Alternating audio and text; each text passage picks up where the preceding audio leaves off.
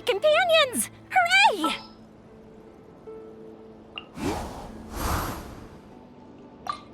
Leave me alone. Never mind. Let's go.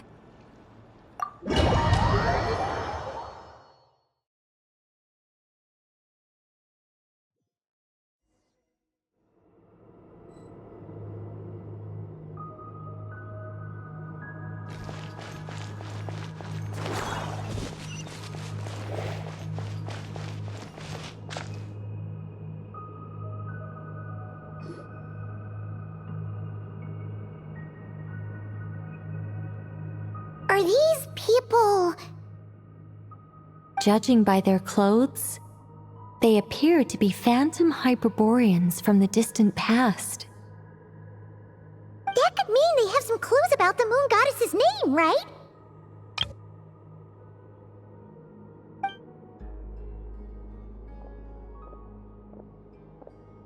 Hey there! Could you tell us what the moon goddess's name is? Sorry. That's probably a weird question, huh? How do we explain this? The moons are long gone, and their goddesses are dead. Their names no longer mean anything. When a new moon goddess is born, we will surely know her name. We have used every last resource at our disposal. All that remains is to wait, patiently and quietly.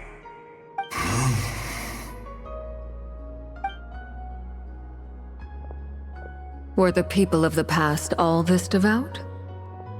It looks like this phantom doesn't intend to converse with us any further. Surely the new moon goddess he speaks of must be Columbina.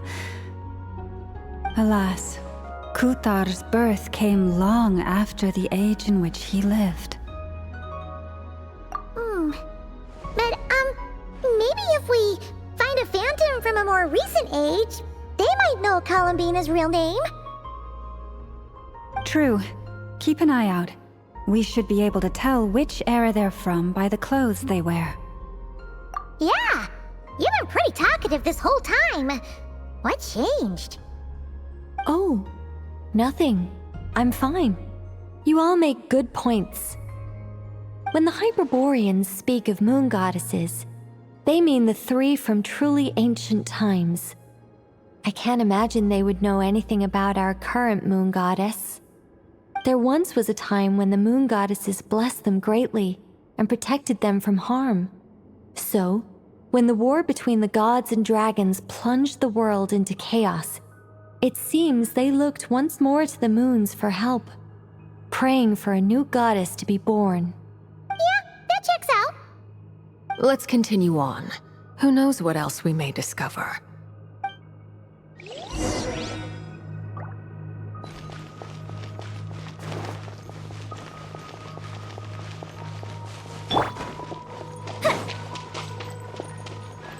There's a door blocking this path. Not a problem. Try this.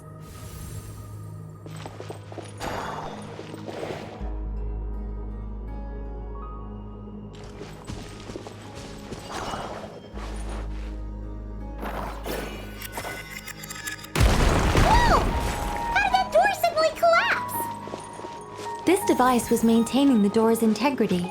Remove the core, and the device stops working. Is this our destination? Impressive. More precisely, this is a device that will help us reach our destination. Let's go. We still have a long distance to cover.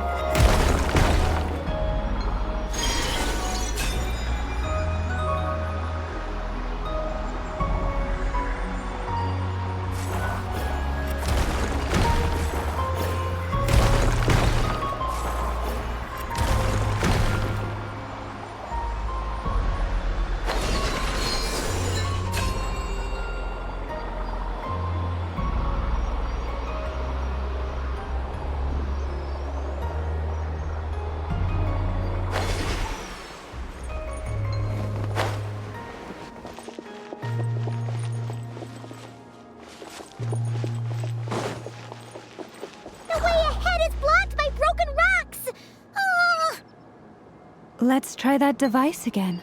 Remember the door from earlier? So it works in reverse, too!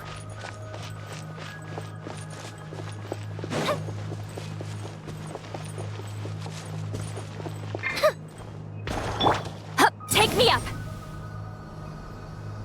The humans we see are all phantoms, but the monsters are real.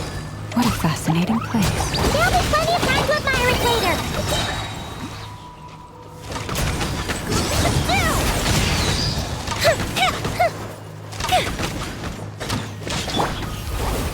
La la la!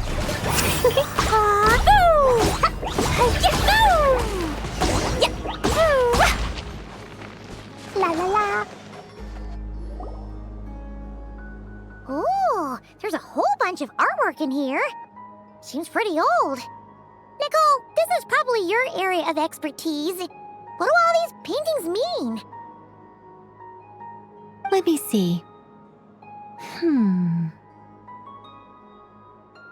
To understand these murals requires some knowledge of the history surrounding the War of Funerary Flame.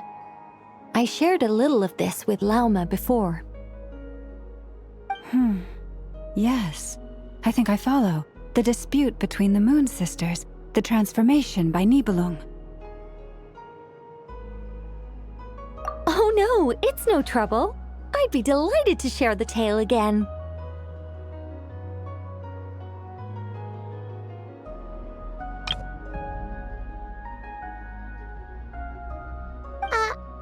Alright then. Tevat's 3 moons and their goddesses were brought into being by the will of Nibelung, the then ruler of Tevat. But when the heavenly principles came, they changed the world completely, down to its very foundations. The moon goddesses were nowhere near strong enough to challenge this entity, but the heavenly principles did not view them as heretical entities that had to be removed. Essentially, the 3 moons existed to keep this planet alive and operational, which did not directly conflict with the heavenly principles' aims. Nevertheless, the inherent precariousness of this arrangement would soon be revealed.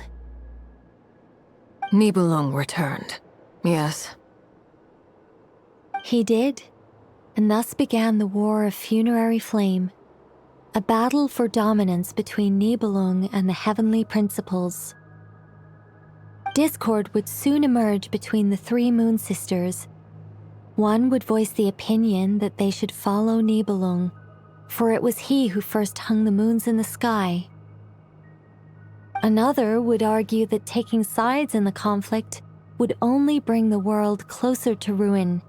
There was no telling where it would lead. Especially since their creator had returned, bearing the perilous power of the abyss. Nibelung would eventually discover their disloyalty. He had all 3 imprisoned before transforming the moons into weapons with which to fight against the heavenly principles. What? Weapons? Yes, the very moons that had once defended the planet became instruments of death and destruction, striking terror into the hearts of all living things. And although the heavenly principles and the 3 Moon Sisters had once been at peace, it now seemed that the moons posed an unacceptable threat to Tevat. It is possible that the heavenly principles did not know of the goddess's imprisonment. If so, the weaponization of the moons would surely have been viewed as an intentional breach of the peace agreement. Regardless of who knew what, when, the heavenly principles shattered 2 moons and flung the other beyond the skies. Whether the goddesses managed to escape Nibelung's captivity after his fall, nobody knows. But this much is certain. From that day on, the moons no longer belonged to Tevat. The rejection slowly drained their power until eventually they passed away. So that's the full story. You say the moon ceased belonging to Tevat from then on. Why then would Columbina be born here? That is perhaps due to the lingering connection between the frost moon, which was not shattered, and this world. You could see it as the three sisters' dying wish. They never desired war. All they ever wished for was to protect this land. I see. If the final fate of the three goddesses is as you say, then Columbina faces the same grave danger. Our investigation has yet to bear fruit. We must hurry. Yeah, you're right. Let's keep going.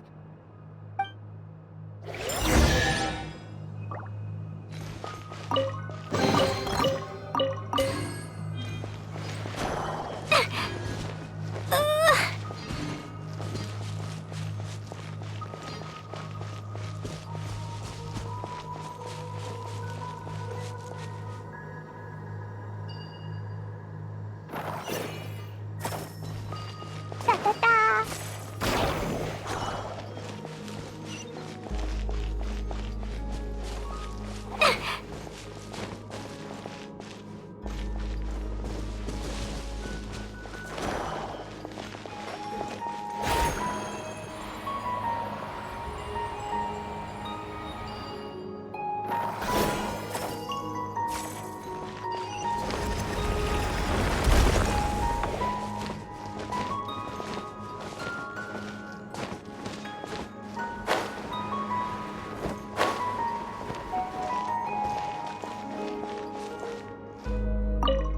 Should we trust him to keep his promise?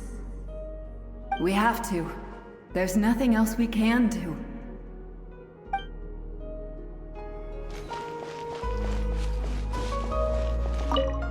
Why? Why do the creators of this world no longer show mercy upon their people? Remember his words. We must change our fate with our own hands. Wait, that's odd. Who is he? Is something wrong? No, not really. It's just that over 30 possibilities emerged in my head, so I can't be sure who he is. It's been too long. My memory isn't as sharp as it once was. Okay. 30. Wow. Impressive.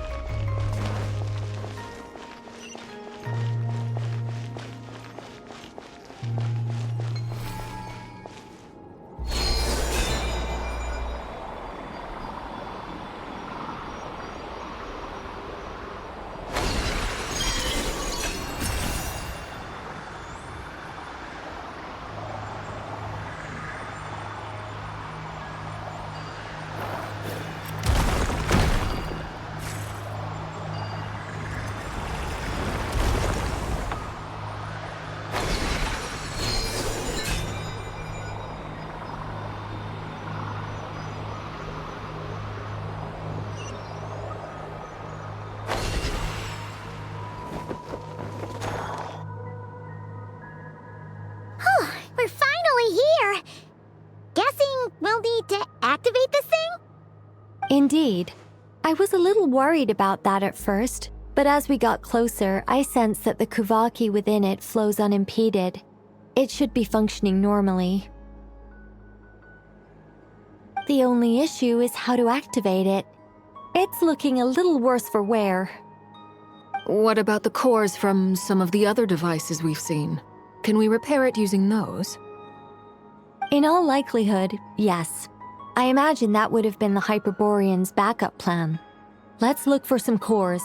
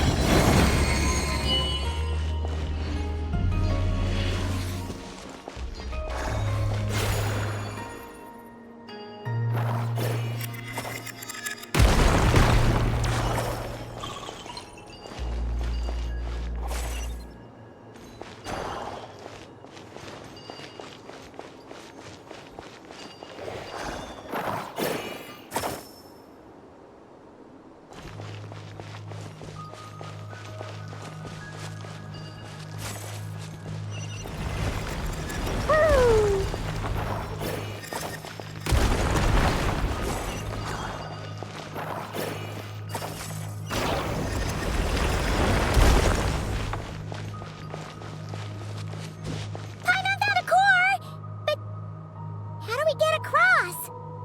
Walk up, then jump down.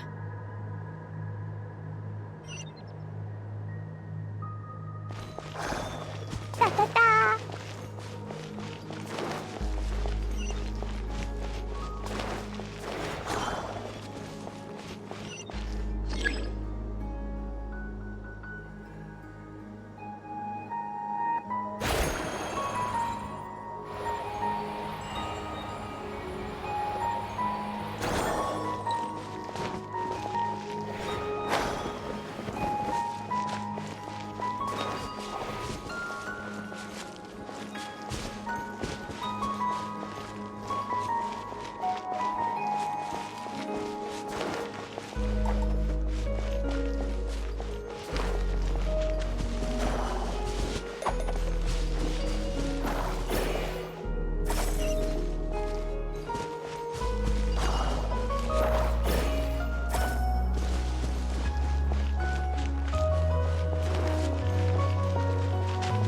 La la la.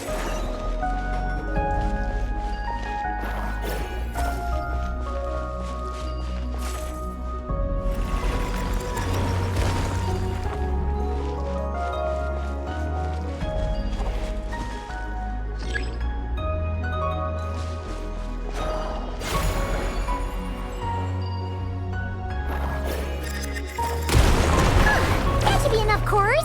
Let's head back.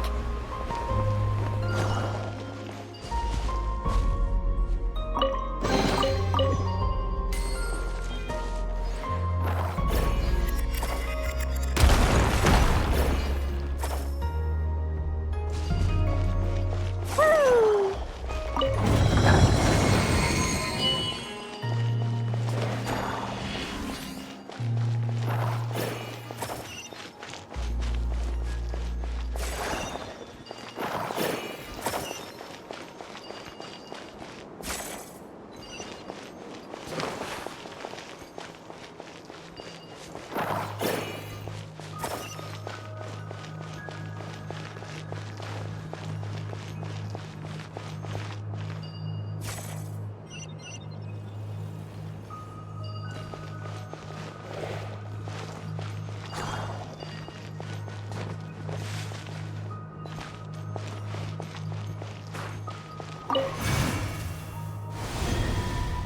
The device is up and running. It's hard to believe that the ancients were capable of constructing such things. Paimon sees our destination! It's right up ahead! Yes, let's go.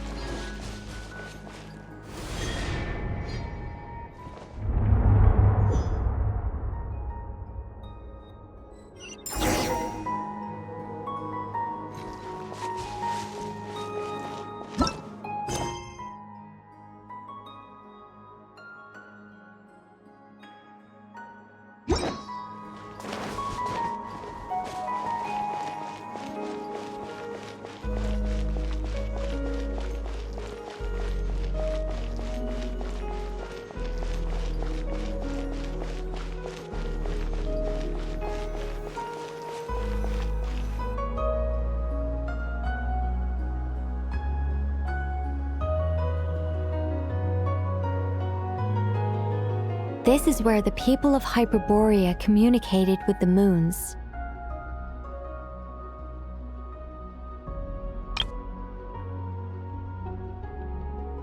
We need only place the moon marrow upon this platform on Moon Prayer Night, and we shall be able to open a portal to the moon and send our moon goddess back home.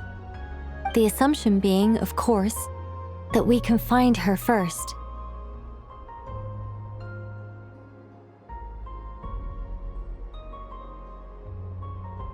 That's right. You want to know if it's safe there, don't you? And yet, she has no choice but to return. You know this. Oh, that's not the only issue here. This is the end of the line, right?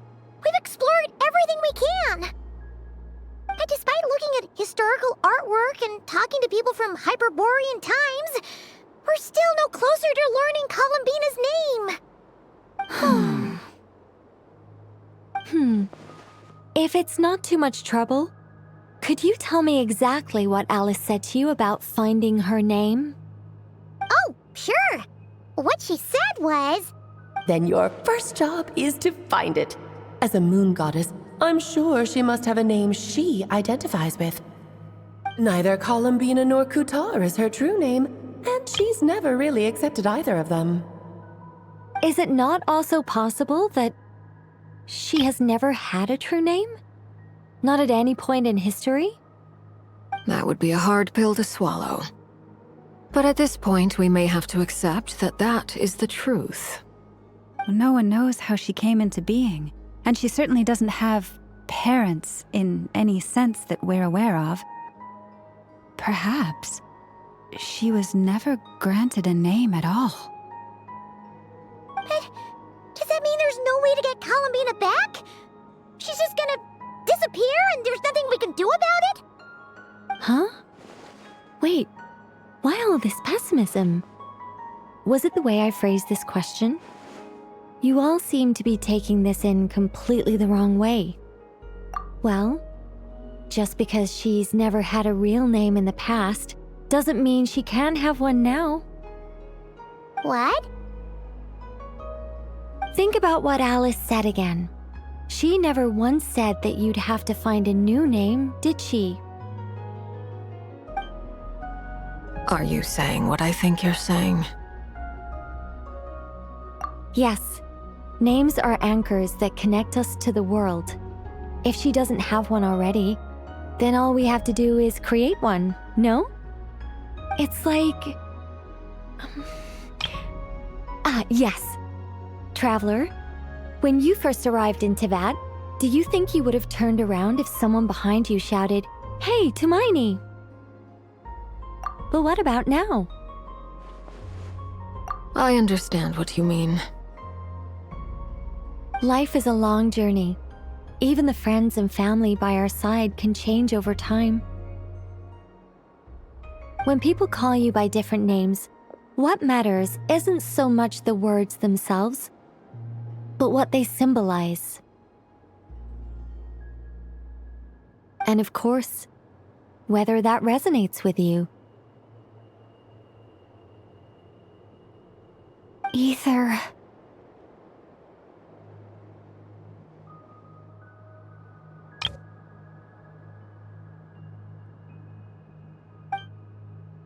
So, close your eyes and picture the moon goddess in your mind. If you were to call out to her in this moment, what would you say?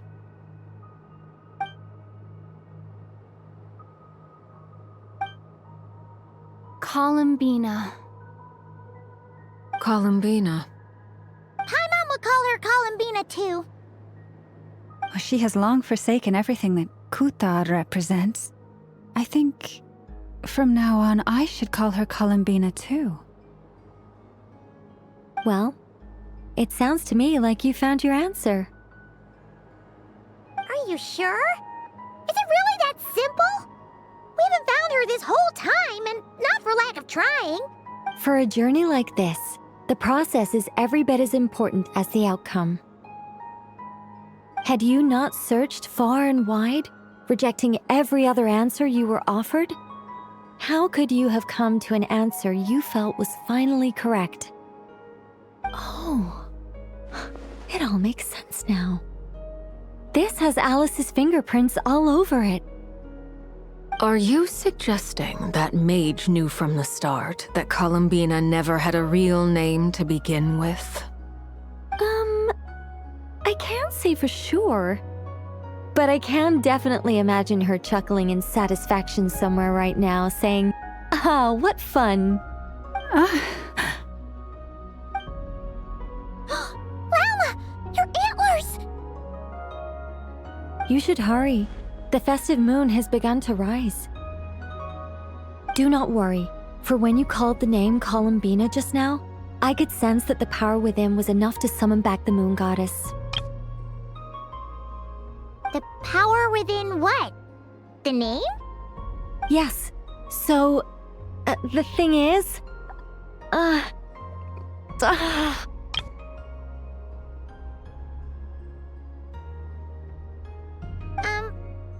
What's wrong now? This is so annoying.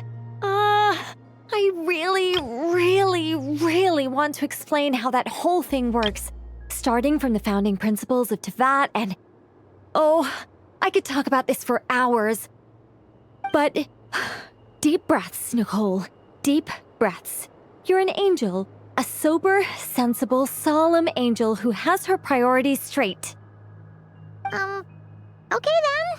Sorry for asking. Clearly a bad call on Paimon's part.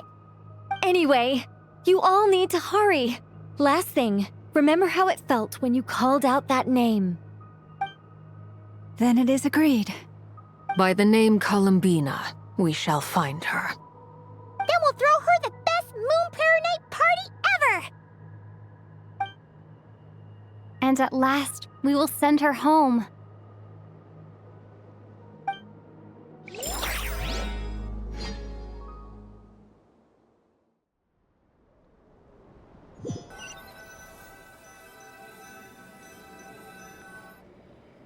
I can barely move anymore.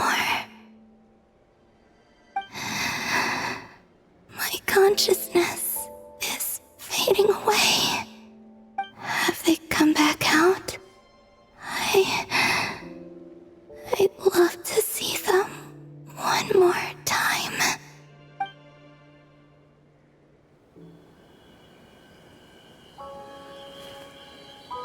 They didn't make it.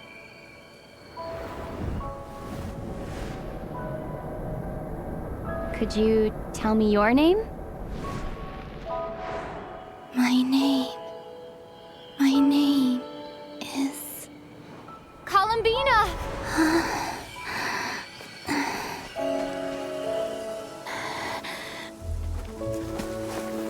Columbina! Are you here? Columbina! That's the name you gave when we first met. And it's what I've called you ever since. Columbina. It's a fine name. I have many fond memories of Columbina, and so do all of your friends.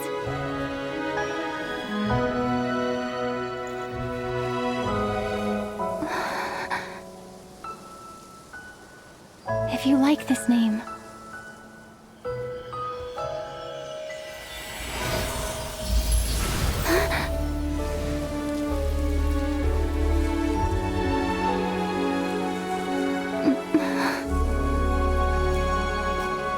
looking for me?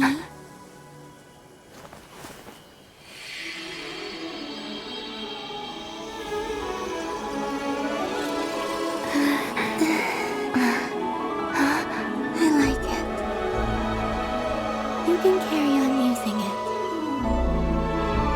My name is Columbina Hyposelenia.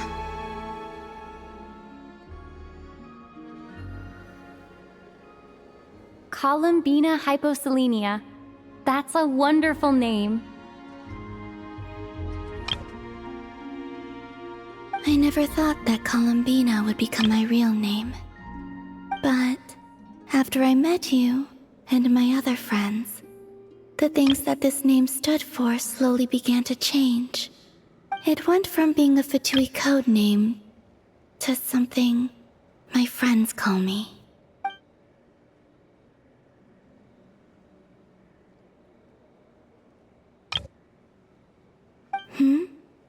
What is it? Why aren't you saying anything? I'm just so happy for you.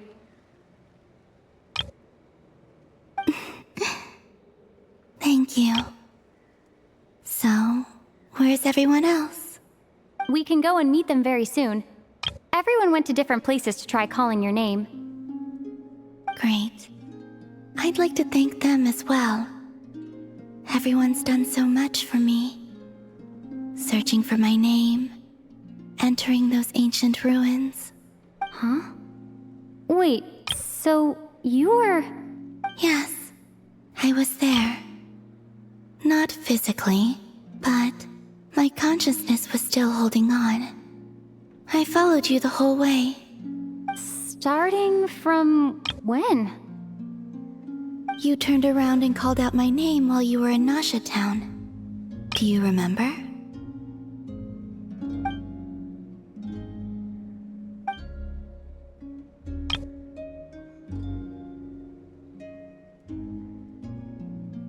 Let's go. We don't want to keep them waiting. Sure. In that case, come with me. But...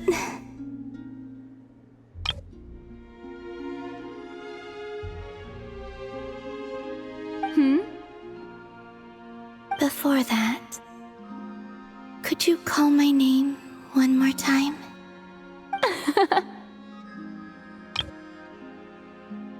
Sure. Come with me, Columbina hyposelenia.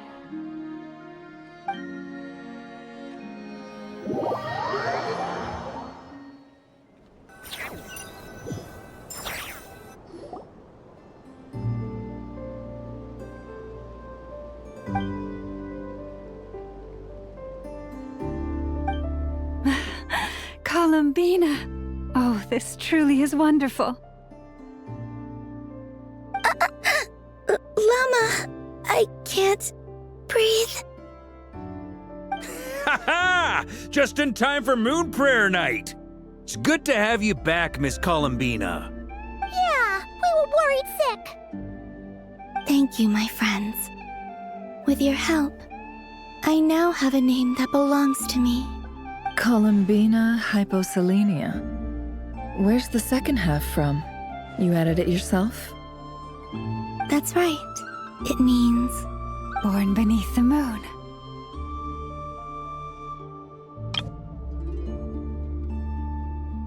Yes. And by extension, it can also mean born beneath this world. A fine name.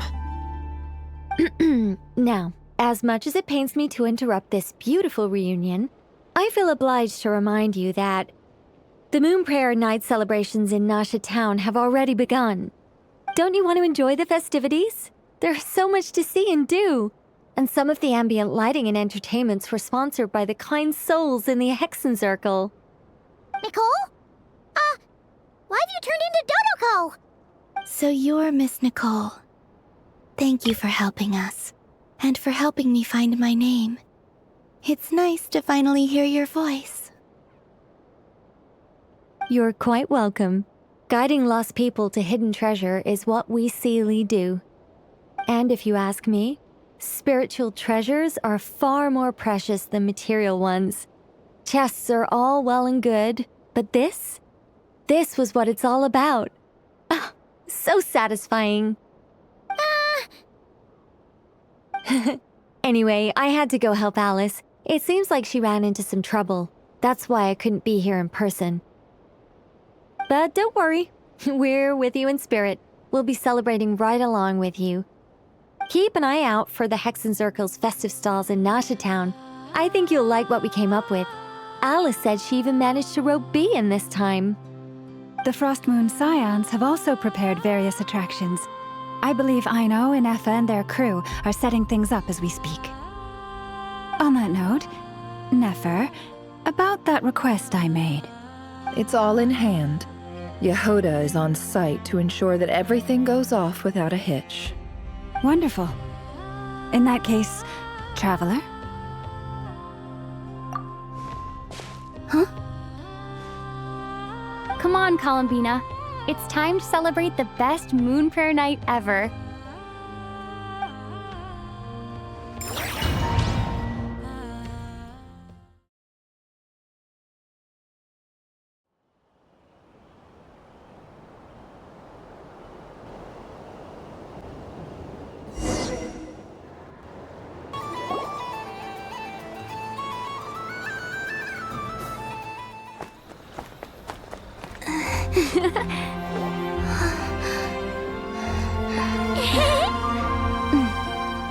Hey, young lady. Would you like some Moon Prayer Night candy? Happy Moon Prayer Night. Oh, yeah. I almost forgot to say. Welcome home, Moon Goddess.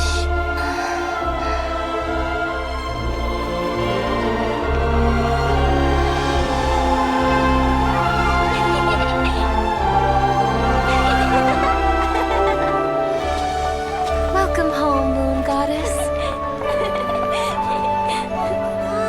Welcome home, Moon Goddess. Welcome home, Moon Goddess. Turning Nasha Town into her home is a festive gift. A rather brilliant idea. Perhaps this is what Nodcry, Columbina's home, should have been like all along.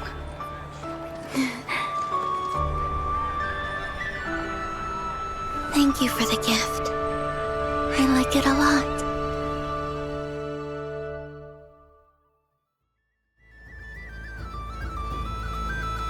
This feels like the surprise of my life. I do. I never imagined I'd ever get to enjoy Moon Prayer Night with everyone so freely. If you're happy, we're happy. Quite a strategy you came up with. Hide the tree in the forest. It's not your usual style, Lauma. Is there something about Moon Prayer Night that enhances what's in your head as well as the antlers on top? Apparently so. It even inspired a perennial penny pincher to use their resources for a greater cause. It truly is a magical festival.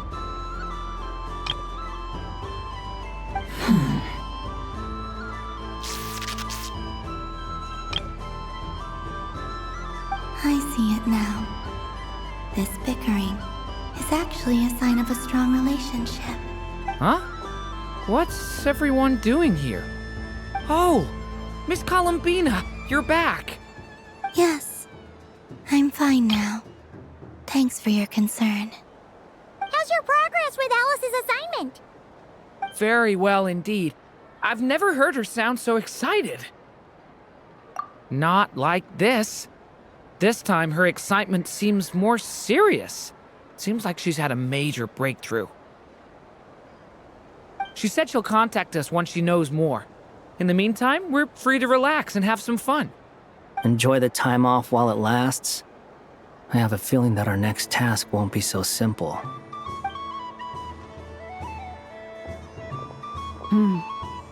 I should go. I still have a few things to attend to at the Frost Moon Scion stall. And I think I'll take a look around. With any luck, this once-in-a-year festival will come with once-in-a-year opportunities. Hold up a second. Where's Varka? I believe he made a beeline for the flagship the moment he entered Nasha Town. Ah, that's Mondstadters for you. They know what they want when festivals roll around. Goodbye for now, Columbina.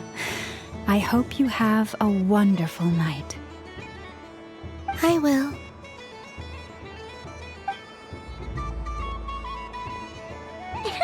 Well, in that case, don't just stand there. Get out there and have some fun. You'll definitely get a warm welcome at every stall. Oh, also, take this map with you. It's a guide to the festival.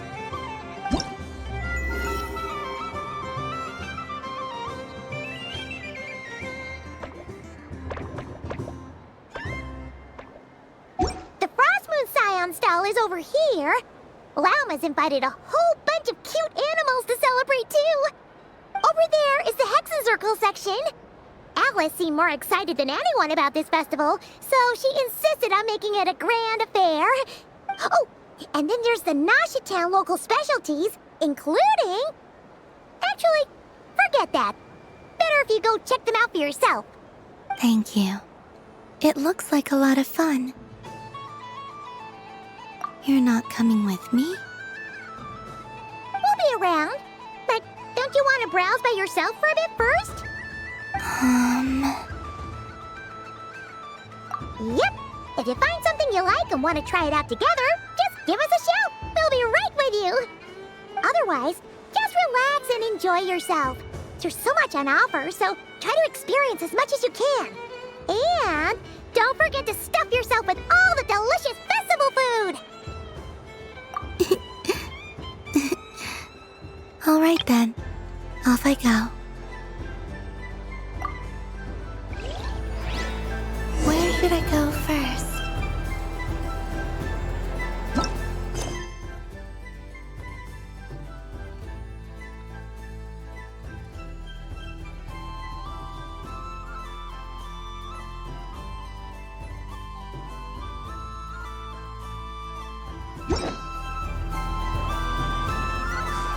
This must be the mage's stall. It feels like I've entered a fairy tale. Ah, how lovely.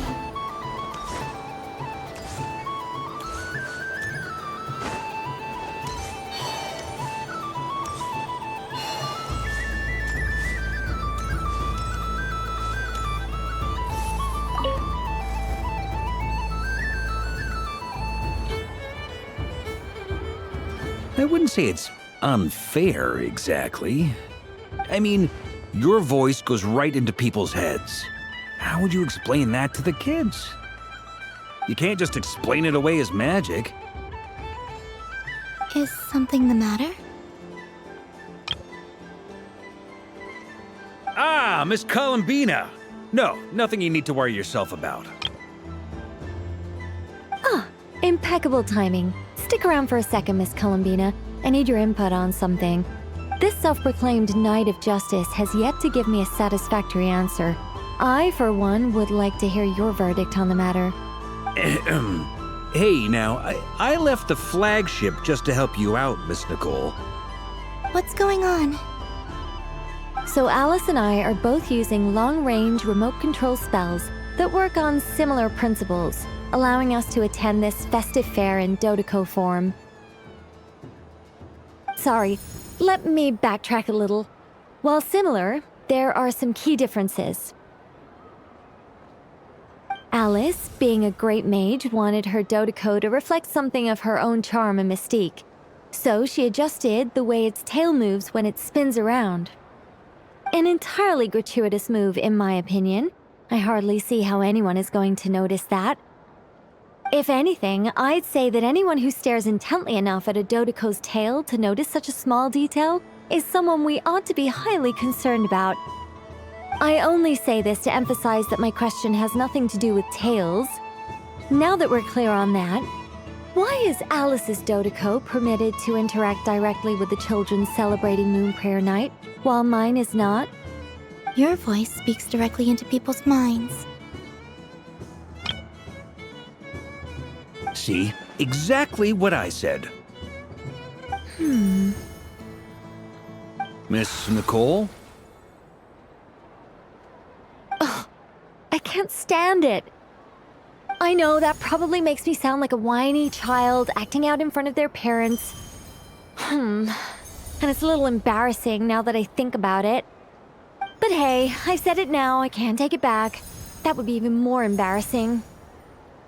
Also, don't go reading too much into that analogy. It was off the top of my head. I'm actually an awful lot older than either of you. Miss Nicole, are you saying that you'd like someone to play the game you've prepared? I'm not so invested in that. It's just something cobbled together using items I borrowed from Alice. She probably didn't even make them herself. The point is, I want to know everyone's thoughts after they receive their prizes. But as you've said, I can't just ask. I've been biting my lip for so long, and I've had no one to vent my frustrations on. I thought this was going to be a nice, straightforward festival where I'd get the chance to guide people to treasure. Well, can I play? I can't guarantee that I'll win a prize, but... You will? I'd like to try. Then what are we waiting for? Let the game begin! It's like they forgot I was ever here.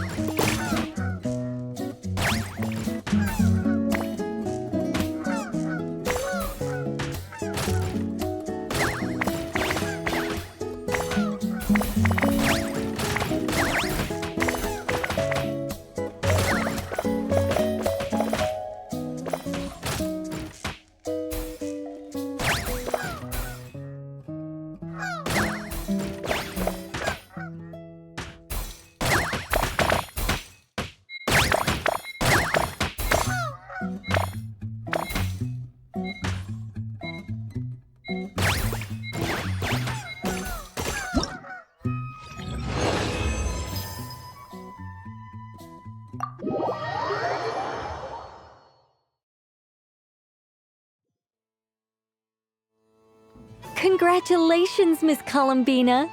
With your great wisdom, you have overcome every obstacle in your path and conquered the great challenge posed to you by fate. Fate? Well, something to that effect.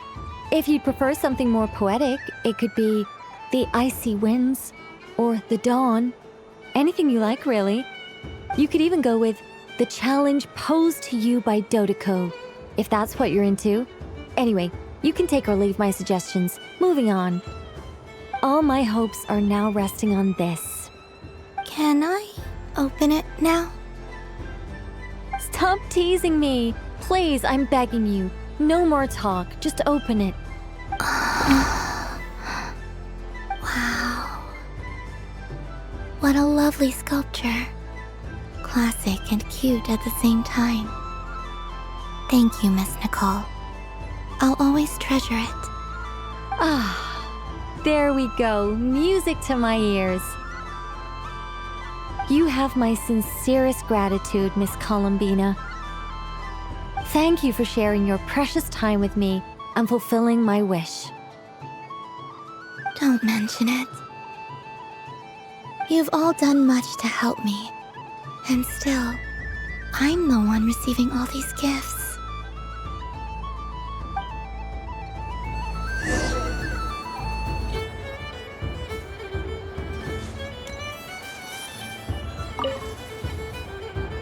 Welcome home, Moon Goddess.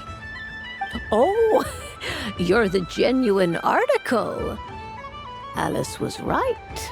This moon prayer night was worth watching after all. Another one that talks. Greetings. Pleased to make your acquaintance. I am the Hexenzirkel member they call B. Barbeloth Trismegistus. Columbina Hyposelenia. Pleased to meet you too. Hyposelenia. A fine name indeed.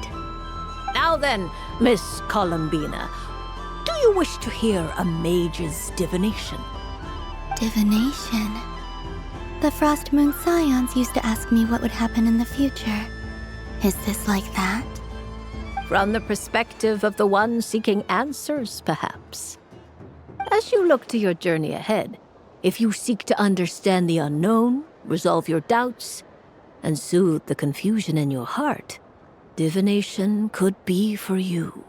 The unknowns on my journey. Of course, if one wishes to peer into fate, then hydromancy is the more precise option. But that is a complex affair, and to relegate that majestic art to the status of a festive amusement would seem somewhat uncouth. Besides, it is sometimes better to not know fate with great certainty. Hence, I shall use the suitably festive Luna Arcana to tell your fortune instead. It is more popular with the youth in any case. Lunar Arcana. Indeed. Unlike hydromancy, this will only display possibilities and trends. People like to think of themselves as creatures of agency and free will. Peering too far and too clearly into the future is detrimental to both body and soul. I'd like to give it a try. Of course you may. Come then, take a seat, Miss Columbina. Before we begin, are there any specific questions you would like to ask? Let's stick to general possibilities and trends, like you suggested. Ah, very well. Then I shall use the basic Lunar Arcana deck. Now, try to relax. Cast your mind upon the things you have experienced and the things you are soon to experience. I will shuffle the deck. Would you like to cut the cards yourself? You do it. No problem. Now then, to make things easier for the seeker, that is to say, you, I shall decipher the cards from your perspective.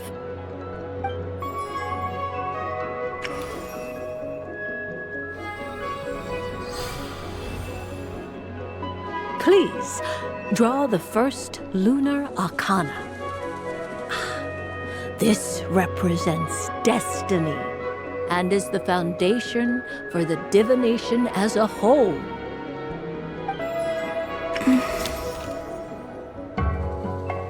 Now, draw your second card. This will stand for the past, the sum of all your experiences that have come before. And now the third arcana. This is the present, your interpretation of the current moment.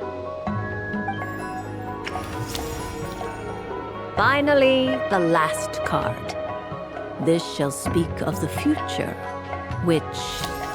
Oh.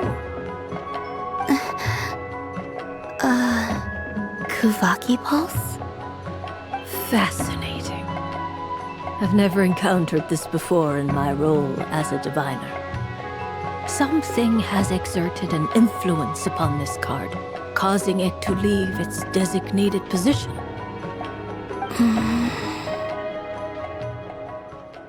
What do you make of this, Miss Columbina? Perhaps this is the guiding hand of fate in action. Of course, if you wish, you can choose to deny the validity of this card and draw the future for yourself. No, it's fine. Let's go with this one. A bold decision. I must say I'm looking forward to the results. Well then, let us flip the lunar arcana in sequence and see what emerges. Sure.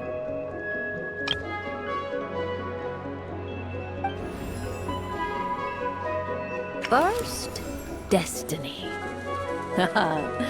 No surprises here. The card that represents yours is the moon. The moon. Indeed. The moon can represent the truth at some times, but deception at others. False peace, destructive calamity, and the world-changing power that lies within. When the moon is placed on the destiny tile, it indicates that your destiny is not what it may appear on the surface. Instead, it may yet have a hidden side.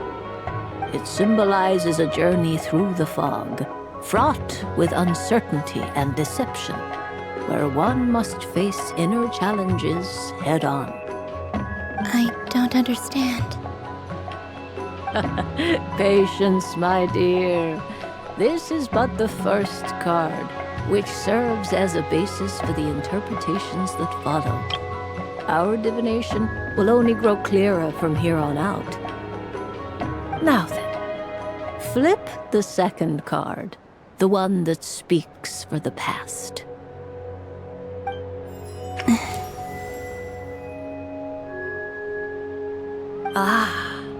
The Hermit, but inverted. Inverted? Yes. The Hermit symbolizes solitude, introspection, and the pursuit of truth. When inverted, it represents isolation, truth out of reach, and a path that leads one astray.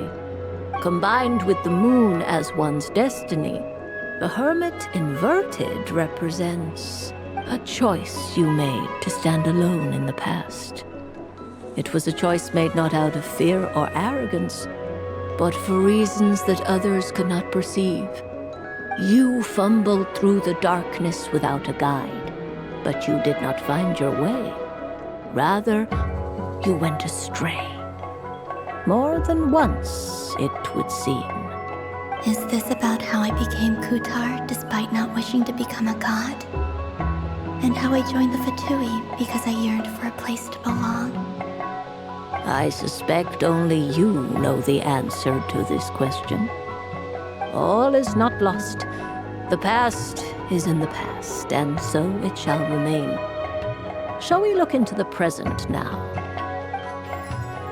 Oh my. The lovers. One of the most interesting Luna Arcana. What does this one mean? This means that you have had an unprecedented emotional experience. The joy of finding your soul becoming intertwined with that of another. A precious and wonderful thing indeed. It's true. I've made a lot of friends recently, and they are very good to me. I like them a lot. That sounds lovely. I am most delighted for you. The lovers can also represent important decisions, perhaps related to a parting of ways. Now, if I were to guess... Yes. My return to the moon. I understand. Parting with friends is never easy, Columbina. But rest assured, this is not the end of your journey. There is always another story waiting to be told. The future always lies ahead. The future.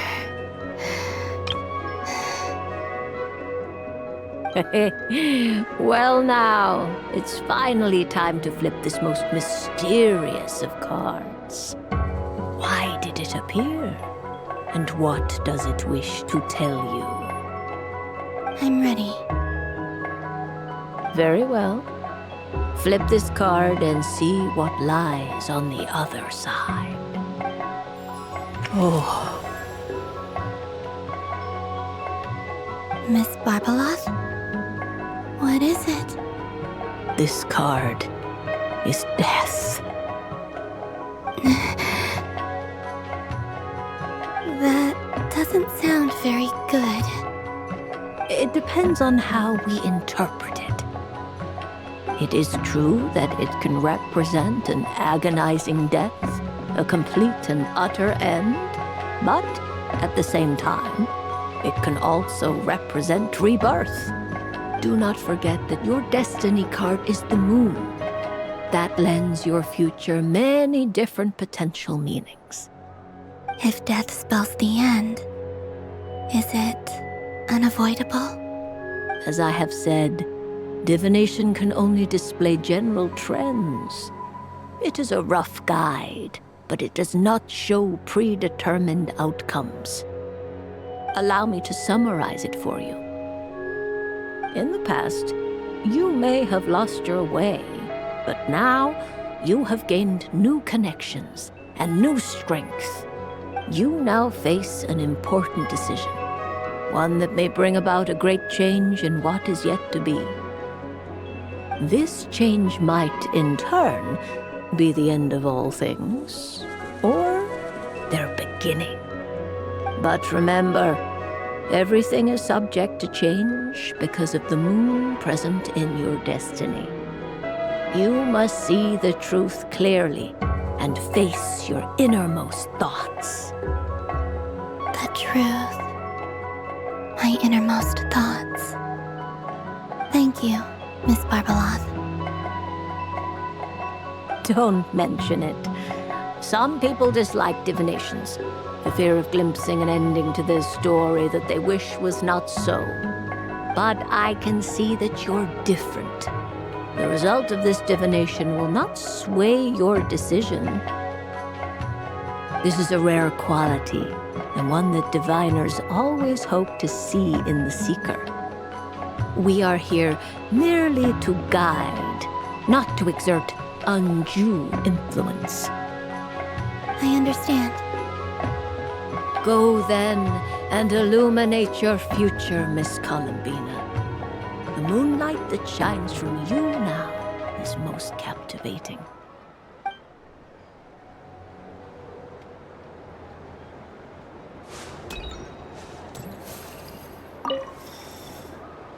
A soft and furry creature that bounces and jumps. Welcome home, Moon Goddess. This one talks, too. Allow me to introduce myself. I am a Dottore from a distant archipelago. the most mischievous of all my dodo brothers and dodo sisters. When the going got tough, I powered through, and when I met obstacles, I boomed them away. That sounds like a lot of fun. Doesn't it just? Oh, but then the trouble started. Recently, I found a lovely beach, the same beautiful jelly color as my hometown, and so I dove in to have a look. Only to find it overgrown with seagrass and nasty little spiky fish everywhere, looking to turn me into a Dodoko kebab. I made it back to shore by the skin of my teeth, but my tail was sorely hurt. Couldn't you just boom them away? Oh, I wanted to, believe me. But I've heard that you, Moon Goddess, can understand animal speech. The last thing I wanted was to cause a gigantic fuss and get taken to court by a school of spiky fish. I'd be driven out of these waters for good, and my winter holiday would be ruined. And so, dear Moon Goddess, I was wondering if you might lend me your allegiance. Are you roping me into a crime? Oh, let's call it a once-in-a-lifetime carefree adventure. Does that sound better? All the festival goers tonight are dressed up as the Moon Goddess, but there's nothing to say that the Moon Goddess can't disguise herself as a Dodoko, is there? Besides, this is your home. You should be free to be whoever you wish. I'm afraid I'm not well acquainted with Dodokos, Madam Mage. Oh, that's quite all right. We Dodokos are innocent, happy creatures with a free-spirited nature. Many, like myself, are mischievous troublemakers. Others are lazy souls who like nothing better than to lie down on a nice rock and take a nap. In our eyes, every creature who yearns for happiness and freedom is a Dodoko.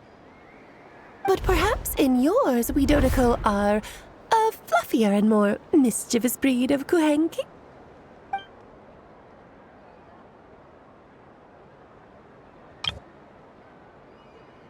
Yes, that is a much easier image to follow. Oh, wonderful! Then let's play! Grab onto my tail and follow me into the sea! Time to settle some scores with the bad guys!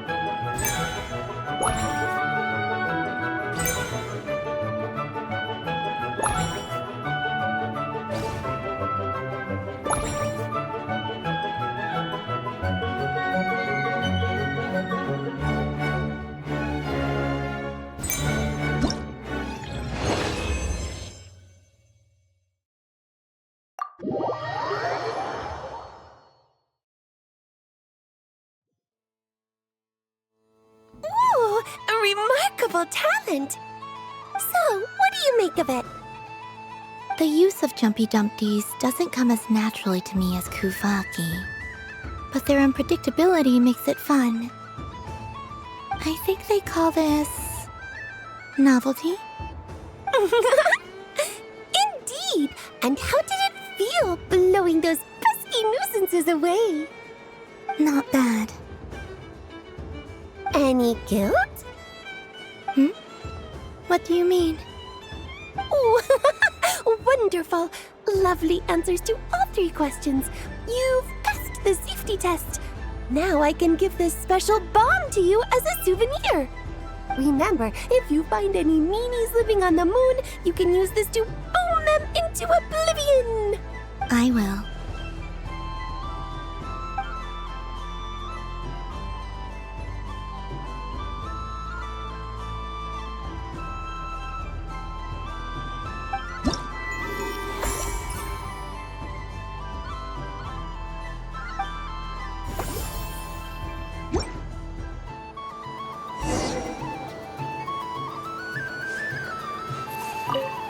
Another round of fish blast? Of bye-bye bad fishies! Wonderful! It's Dodo Venture Time!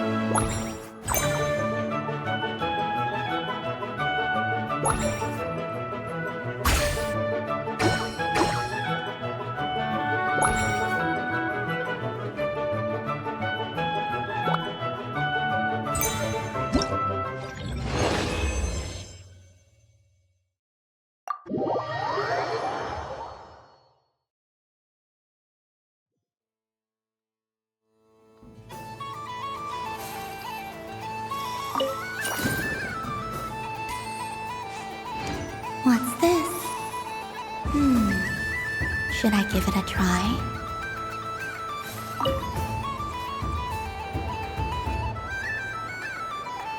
Come on, Citrus. One more round. Just one more. But my neck... It's acting up again. You should take a break. Health comes first. Yeah, don't push yourself. We'll find someone else. Hey, don't look at me. I'm the referee. What are we gonna do then? Do you need any help? Yes, we do. We need one more player for our game. All right. Could you teach me how to play? It's really simple. You just throw the dice and move by that number of tiles. First one to reach the finish line wins. Rolling a hamster means you move 1 tile. A paper frog is 2 tiles, and a flying squirrel is 3 tiles. 'Cause they go the fastest. Okay, I get it. So, we're all set? In that case, please take your places and let the game begin!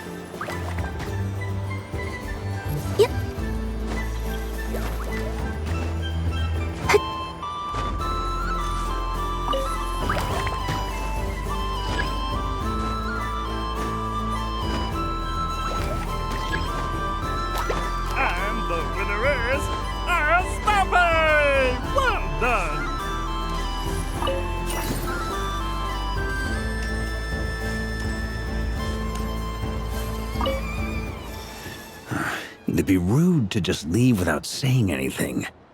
But at the same time, I don't want to barge into their lively conversation just to announce that I'm leaving. I guess I'll just wait a little longer. Huh? Albedo? This sketch is for you, Grandmaster. Oh, a gift for me. Thanks. Let's see what you've done for me. The North Wind left in the lurch.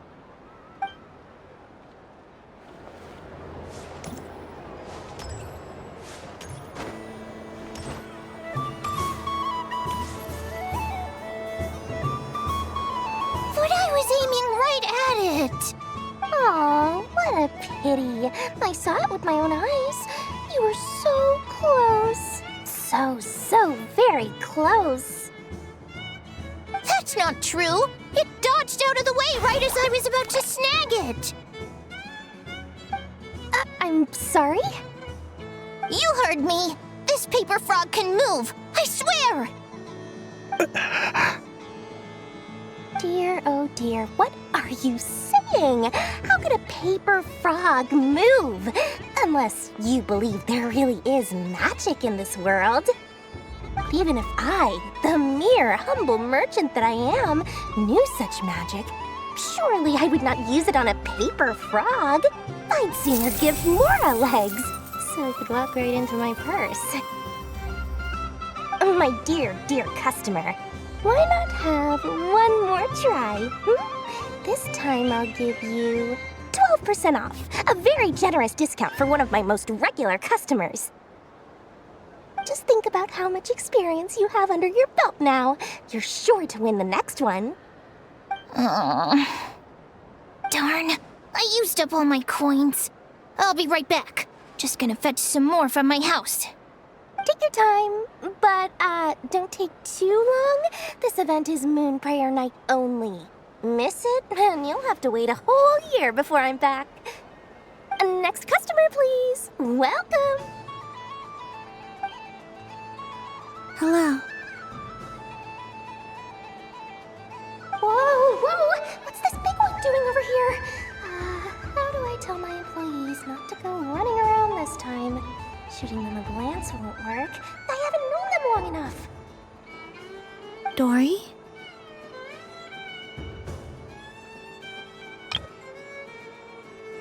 Why, hello there, Miss Columbina. Would you like to play my ring toss game? The rules are very simple, and it's easy to get the hang of. How much for a round? Oh, first time's free. Not a single Mora. After that, well, we can cross that bridge if and when we come to it. But with your sharp skills, I'm sure you'll win all the prizes in one fell swoop. That was an obvious enough hint for them, right? Right?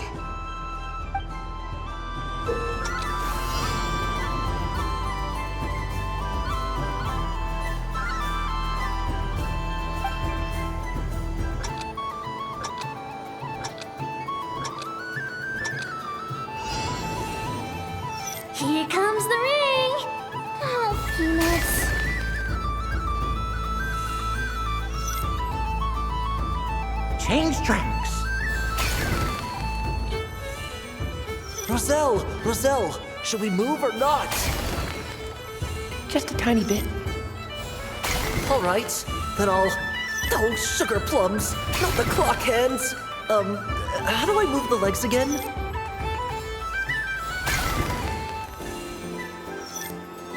Stop it! Stop dodging! Ugh.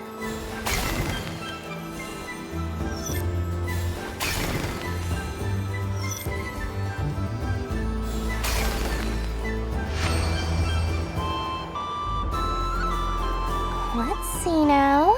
Let's see. Wow, very good. That's the highest score we've had all night. And here's your prize. Now, how about another round? As for the cost... Happy Moon Prayer Night, Miss Columbina. Happy Moon Prayer Night, Durin and Hat Guy. Are you here to play the game? Yes. No.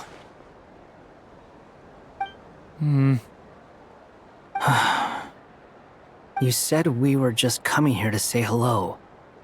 I did, but then I recognized a few more people as I got closer. Do my eyes deceive me? Is that... It's our little dragon! He's all grown up! Someone's popular. Well now, since you came all this way, why don't you try out this lovely game we have going? First try is free! He'll have a go. I'll pass. It's only one free try per customer. You can't give your try to him. I'm aware. How has Elder Almond been lately? He's in great shape. He goes for a run in the forest every morning to stay fit and healthy. He tried to go boat racing with Firecracker a while back, but he couldn't even make it onto the Lotus Leaf. Firecracker was in fits of laughter. How about you, little dragon? Can you still fly? Yes, I can. But you've become less chatty. Has growing up been tough on you? We call that maturity. You know, the thing people sing about. The knight wields a sword of stone to defend those hearts that are made of gold. Stone is very heavy. That's what keeps him from talking too much. That's awesome! I want to be a knight when I grow up too. Ring, here I come! Oh, the hat-wearing man. I never thought I'd see you again. You seem more determined than when I saw you last on the train. If you say so. Oh, I do say so. The people you once helped see it clearly. It's because you are once again on the right track. May the engine in our hearts propel us to the station of our dreams. I can move! I can move now, Roselle! What are you doing, running into the rings like that? You got them all so quickly! I've never seen anything like this in all my travels! Is this guy actually an old friend of theirs? But how? They're origami animals and clockwork people from a fairy tale! Getting to know them would be quite an arduous task, unless they share a hometown? I have to get to the bottom of this. Next time I see the Great Mage Alice, I shall demand answers! Thank you, Dory. I had a lot of fun. Now for your prize. Where did I put it? Give me a moment to dig it out. Oh, sweet grand prize. How I wish I didn't have to let you go. Good thing I have already turned a profit from the customers earlier in the night. Otherwise, I'd have wasted all my hard work. Okay, I'm back. What? I leave for 2 seconds and someone's already claimed the grand prize? Oh, well, these things happen, you know? Perhaps you'd be interested in one of the other prizes instead. We've got all kinds of wonderful goodies here. Is this the thing you wanted? Here, you can have it. Huh? But... Don't worry about it. It will be happier with you. Oh, thanks so much, Miss. Moon Goddess. Oh, goodness gracious, Columbina. Give me strength. How am I supposed to make any more money from this child at this rate? Daddy, look! That's the game I was telling you about! Forget it. She is the Moon Goddess after all. I'll think of some other way to swing this. Maybe I can try to hook this new kid. Huh? Oh, someone already won the grand prize. You can take mine if you want. What? Why? Why are all these bleeding hearts coming here to ruin my business? Happy Moon Prayer Night, everyone.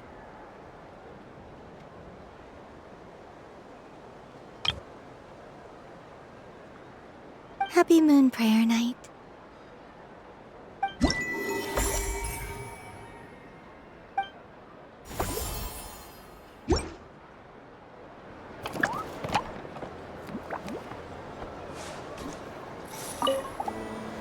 Done being a do-gooder yet? Thanks for coming here with me, Hat Guy. Are there any games you'd like to play? It's your turn to pick. I'll come with you. Why does that hamster think you've grown up? You haven't changed at all. I know you don't mean that. You're just taking the opportunity to make fun of me, aren't you? Even if you won't admit that taking some time to compose yourself is important, I can see that you're doing it in practice. Otherwise, you'd have taken off your hat and flown away by now. Looks like Albedo's socialization program has been far more useful to you than all those Vahumana textbooks.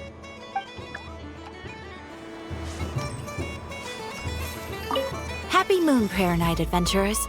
May you have a lovely evening.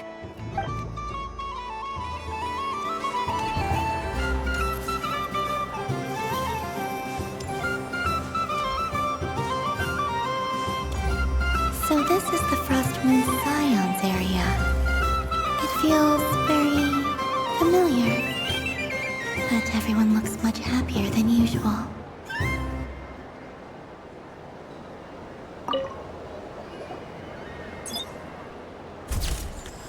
And done! Here, take a look! I think it looks quite funny. Well, Paimon thinks it's super cute. It looks like a silly chic badger and a rhyme-horn deer that's about to fall asleep. Maybe I'll stand on the chic badger's side instead. It looks like we've attracted the attention of quite a few animals. Let's make room for them.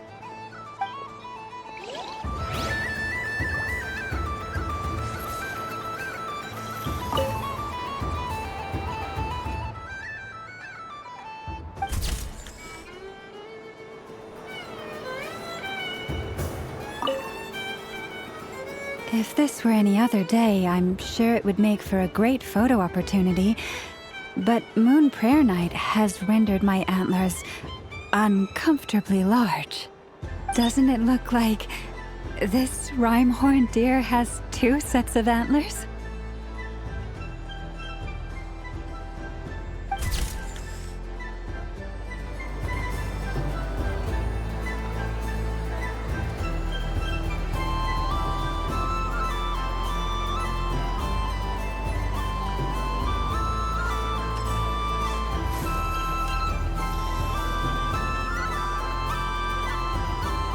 Wow, the Frost Moon Scion stall looks kind of plain, but it's pretty cool once you get into it. I don't go to Hisi Island much, but it's got that, like, all-the-world cultural feel. And if culture means we get more festivals, I'm all for it! Hello, Yehuda. Columbina! Hello, Moon Goddess. That was too close. I almost gave the game away in front of the staff.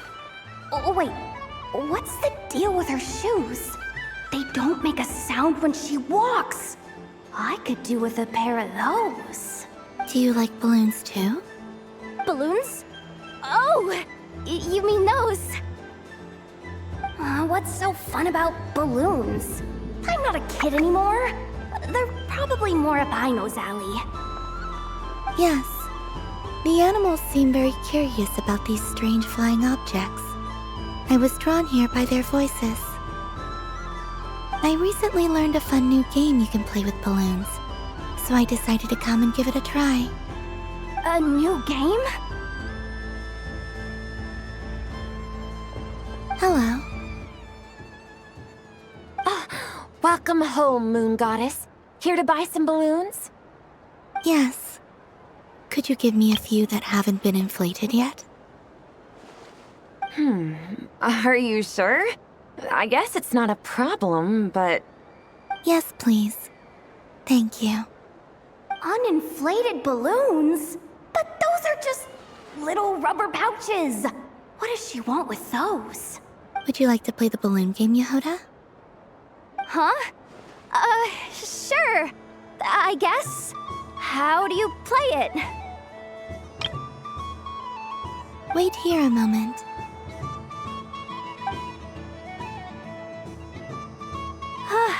Oh. This is so weird.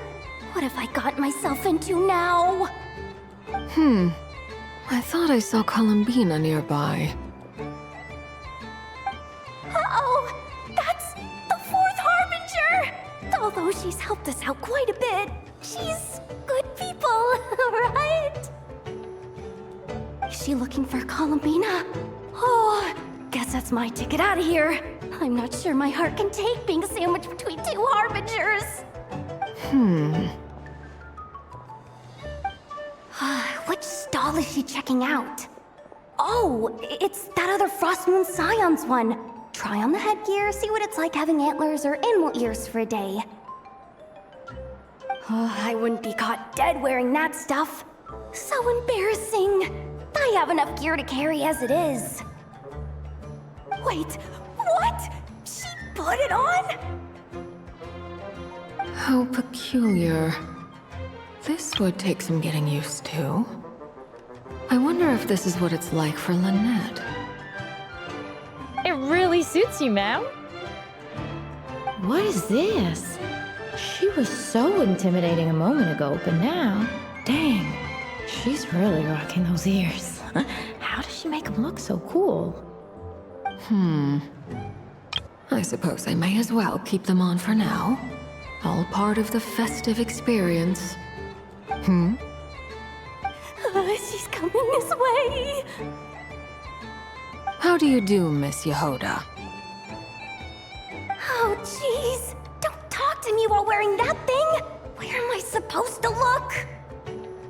Oh, hey there. I'm looking for Columbina. Have you seen her? She just... Huh?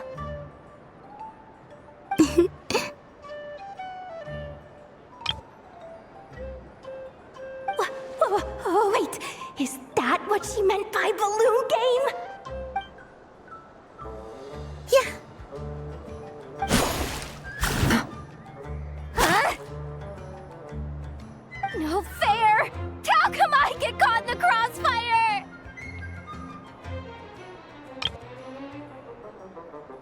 An ambush from the rear?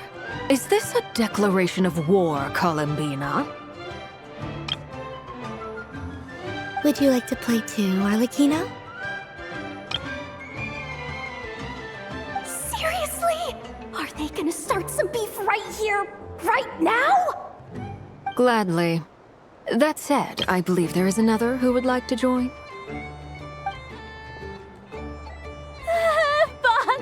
Boss Nev! Thank goodness! You've gotta get me out of here! Things are kicking off big time! Hello there. I'd like 10... no, make that 20 balloons, please. Uninflated. What? Miss Moon Goddess. I hope you're prepared to pay the price for assaulting my employee. Welcome to the game, Nefer. Just to be clear, let's keep this a fair fight, okay? No strange powers, please and thank you. Naturally. Don't just stand there, Yehoda. Aren't you going to team up with me? Huh? Do I have to? Of course. Don't forget, the Curatorium has a reputation to uphold. I knew something like this was gonna happen.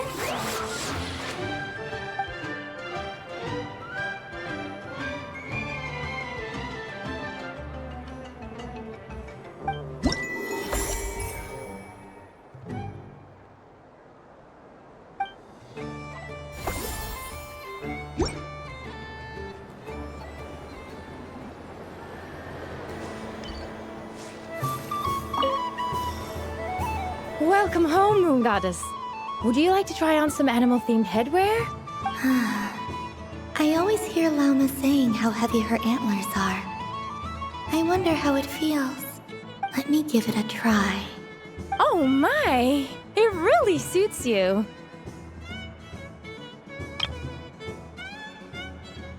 It's a little itchy, and it's hard to turn my head. Should I keep wearing it? How does this look?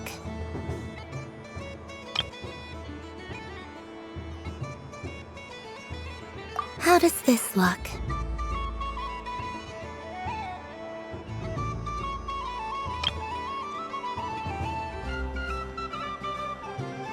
How does this look?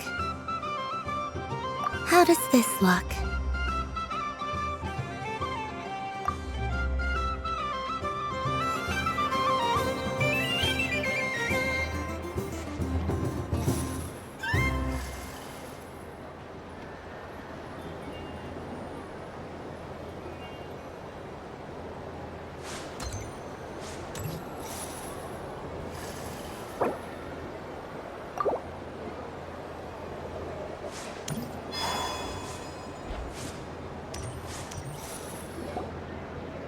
Days.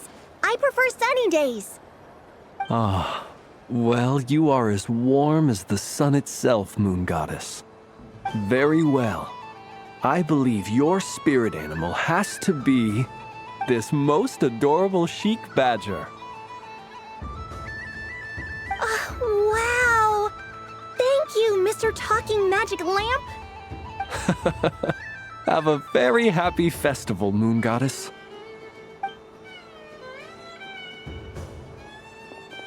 Lance? That's you, isn't it? Shh. It's our little secret, my dear traveler in Paimon. Okay, sure, but why are you here selling sugar sculptures? Everyone celebrates in their own way. After gazing into the abyss and spending time around gravestones all year, what better way to relax than to see sunny smiles on the faces of the living? Besides that, I like to think of myself as a fair judge of character. I dare say matching personalities to confection suits me rather well. That's not what Paimon was talking about. Aren't you afraid that your true identity might be exposed? Should I be? There is all manner of magic in the air this moon prayer night, thanks to the work of the great mages. I see Miss Columbina is hiding in plain sight. Why should I not do the same? Why miss this rare opportunity to enjoy a special evening in my true form? Fair enough. You got a point there. People who don't know you will probably think you're just a talking lantern. Well, now that we see eye to eye, what brings you here? Not a search for your spirit animal, I presume? Well, actually... Here, see for yourself. Oh, this is... How wonderful. A beautiful idea. Yeah! We just met Barkat, and he said that having everyone draw their own section was kind of boring. So, he did your bit for you. Ah, Varka. Ever the maverick. I see his artistic skills are truly one of a kind. In that case, I shall paint something on Mr. Albedo's behalf in a short while. What? Why not now? Ahem. Welcome home, Moon Goddess. Phew, that was close. Hello, Flins. She recognized you right away! What keen eyes you have, Miss Columbina. Especially considering they are shut. I did not see you. Rather, I sensed you. I can sense the fluctuations in Kuvaki all around me. One would expect no less of the Moon Goddess. Might I interest you in some candy? Yes, please. Excellent. I shall make some for you right away. Hmm? Something the matter, Miss Columbina? What about my spirit animal? All the other children carrying sugar sculptures are talking about it. Wait, is she taking the test seriously? Ah, my apologies. How could I neglect that? You are quite right, Miss Columbina. Every one of us has a magical creature living in their heart. Would you permit me to help you find yours? Yes, please. Do you prefer the day or the night? Night. Which of the 4 seasons is your favorite? Winter. Think of a perfect day. What is the weather like? Sunny, rainy, or perhaps cloudy? Rainy in the morning, sunny at night. What kind of answer is that? Forests, lakes, and open seas. Which do you prefer of these? I like them all. Imagine you opened your very own shop. What would you sell there? Moonlight, I think. Wow! Paimon would totally shop there. It wouldn't cost anything. You'd just need to visit. Aha! I believe I know what your spirit animal is. Here. For you. Oh, it's a Kohenki! Indeed. A free-spirited being with a deep love for all things here in Nodcry, who selflessly lends her aid to as many people as she can reach.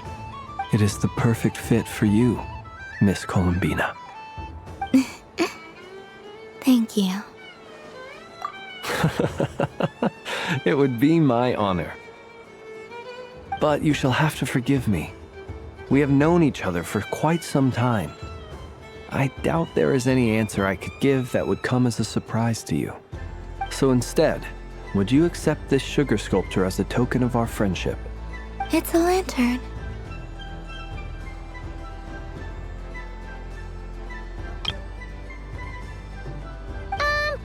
Hey, why don't you two go enjoy your candy over there? Paimon wants to try out this spirit animal thing too. Right, Flintz? Come on, play ball. I'll get this drawing done. But I want to hear Paimon's answers. But it'll probably take ages. Paimon's a complex soul. And we don't want your candy to melt while you wait, huh? Oh. Okay then.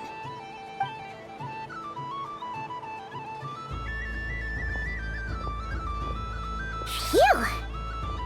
Nice excuse, Lady Paimon. That was some quick thinking. Yeah, no thanks to you. A little help next time.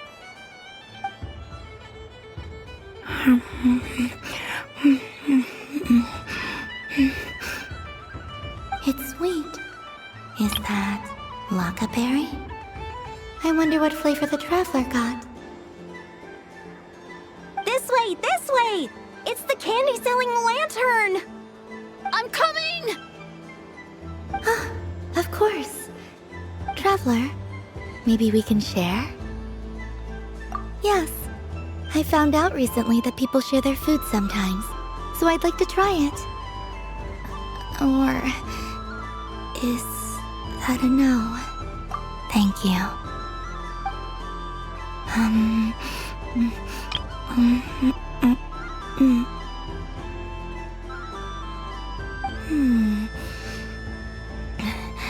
Yours is a little more sour than mine.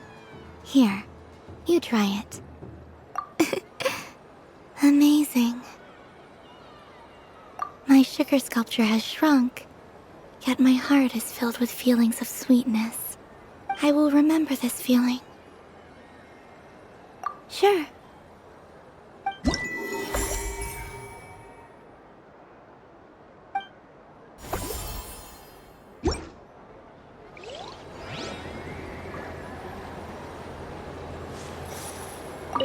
Something about festive lighting always has a way of putting the warmest smiles on people's faces.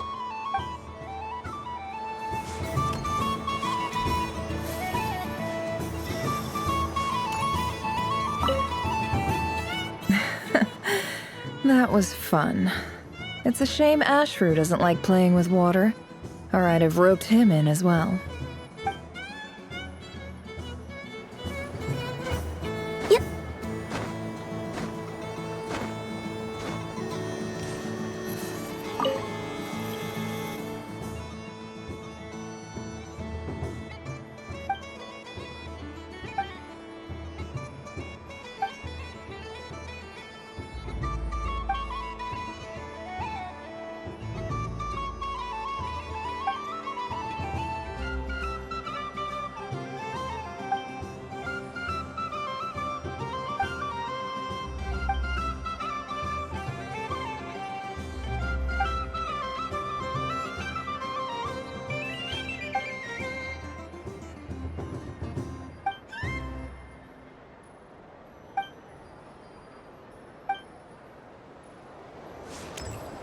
What's this? Should I give it a try?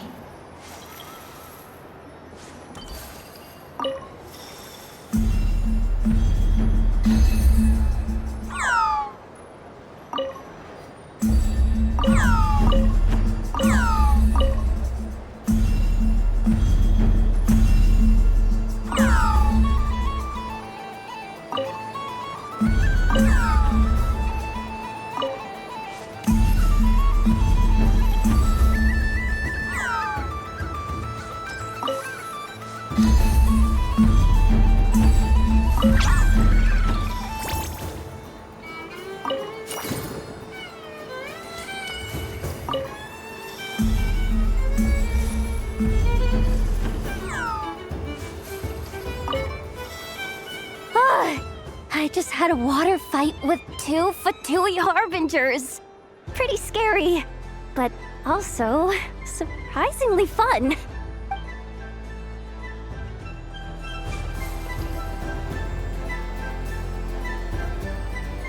I wish for a never-ending supply of laka berries.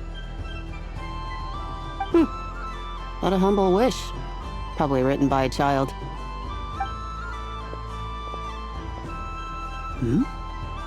Is that Llama the Moon Chanter?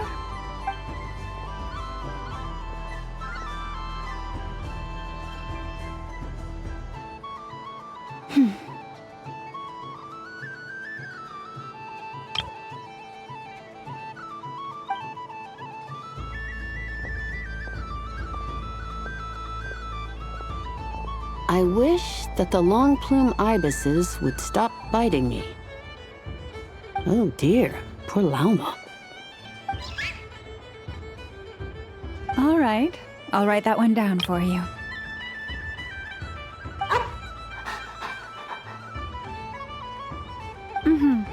I got it. While everyone else is celebrating Moon Prayer Night, you're as busy as ever. I don't mind. It's rewarding work. A good kind of busy. My antlers are at their heaviest tonight, and the Kuvaki waves are especially strong. But as I help these dear friends hang their wishes up, I feel a great peace within myself that is hard to describe. You see, they are all such beautiful wishes. And they are ones that we can fulfill by our own strength. Do you blame me, Llama? I want to hear your honest answer. It is by the help of so many people that I can return to the moon. But I feel as though I've hardly done anything in return. You've done plenty, Columbina. I say this in earnest, both as someone who knows your history, and also as a friend who has seen what you've been through. What about as a moon chanter? I feel proud to honor our moon goddess's wish, and I'm sure any moon chanter in history would have felt the same way. Thank you for your kind words, Lauma. But...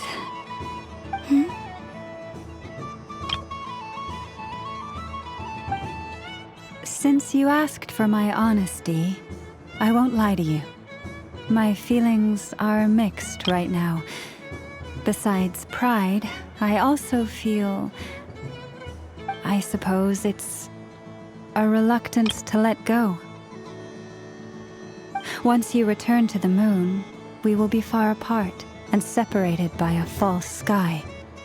I'm sure those of us left behind will gaze up at that sky, yearning for the moon once in a while, just as you used to do. I will miss you, Lauma. I will miss you all. I hope to stay in touch. I will try and find some way to send messages down from the moon. Perhaps you could use Kuvaki.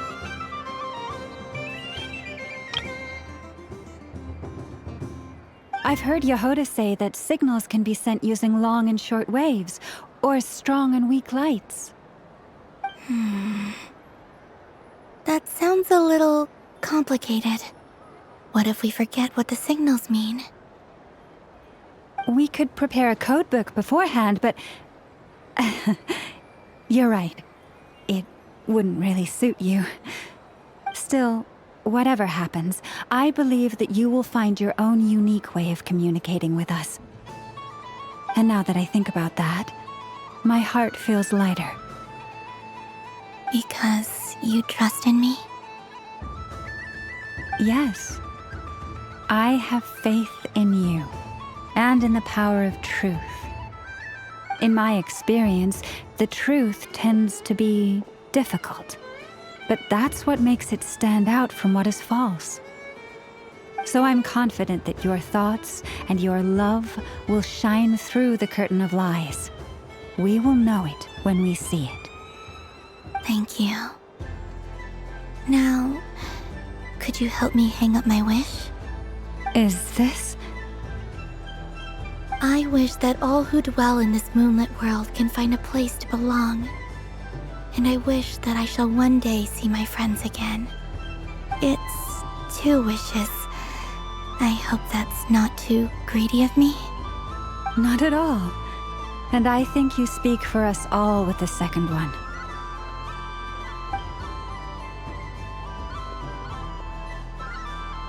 I shall continue to pray until the day that all of these wishes come true.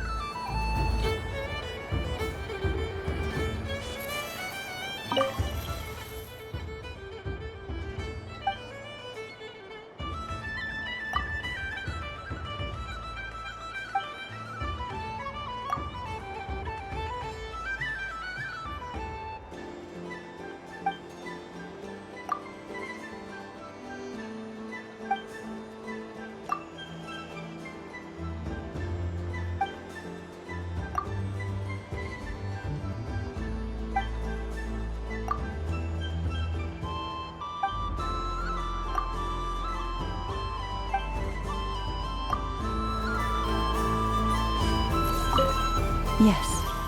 May everyone's wishes come true.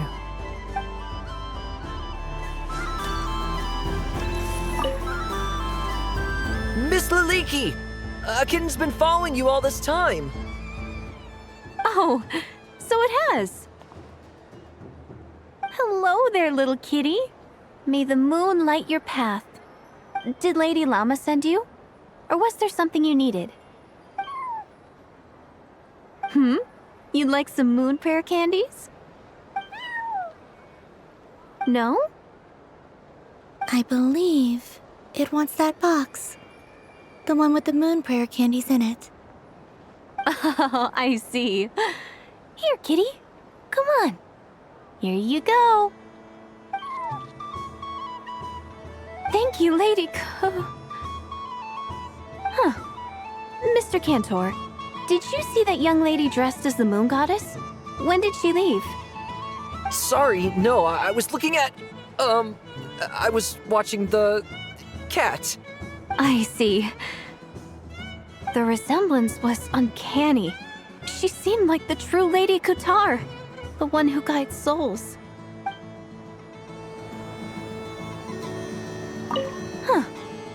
Mr. Cantor, did you... Sorry, no. I see. The resemblance...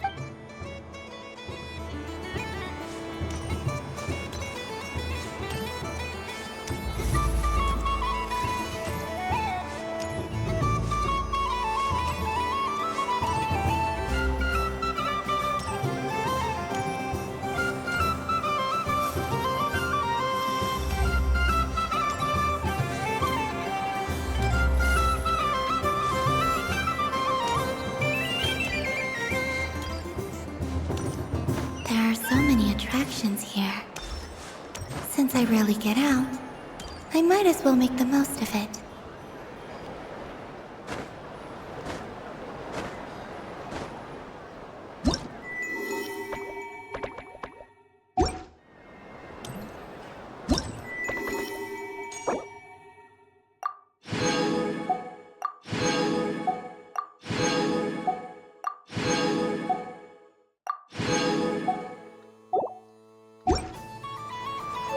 What's this?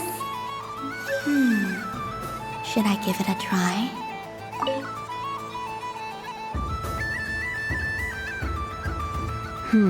I don't have enough data.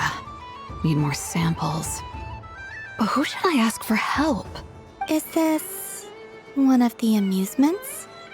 Or is it a research project? Bit of column A, bit of column B. I'm currently running some synchronization tests on these bots.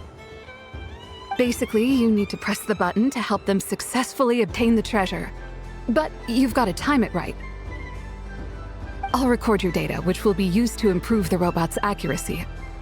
But, ma'am, I mean, Moon Goddess, don't you think you should take your eye mask off first? There's no need. I will be all right. Okay then. Whatever you're comfortable with. Great. Then let's begin.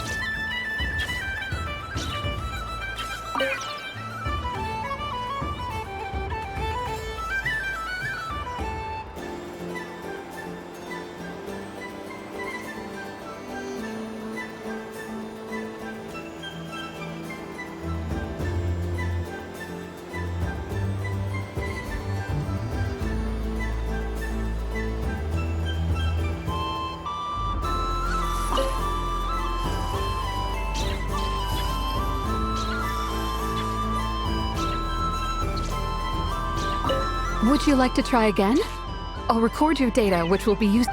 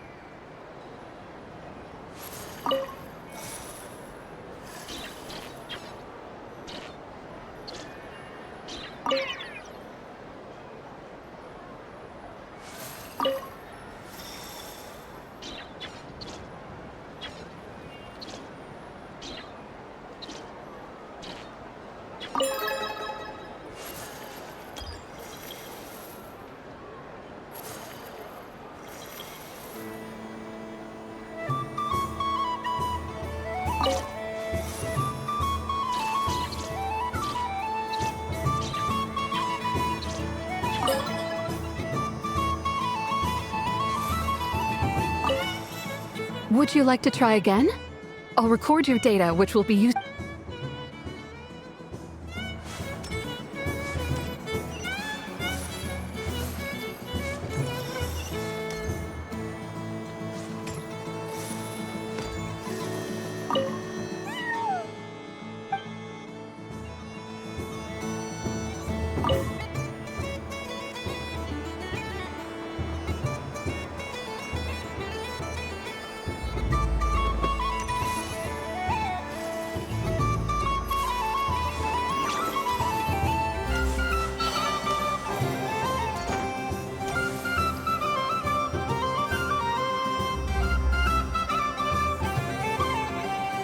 This doesn't make any sense! How am I losing every single time? Wait, Inepa, you're cheating, aren't you? Yeah, that must be it. I am not cheating, I know. Uh-oh, sounds like Inepa's turning into a big baloney bot. I think it's time for some serious maintenance. Moon Goddess, help me. Miss Columbina, I know, is attempting to cheat. What the? I'm not the cheater! You're the cheater! How dare you throw it back at me?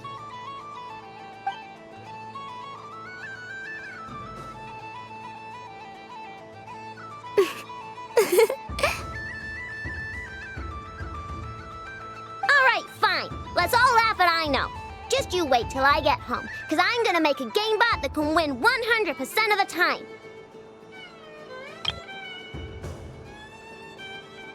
Let's see you laugh when I come back and beat your butts.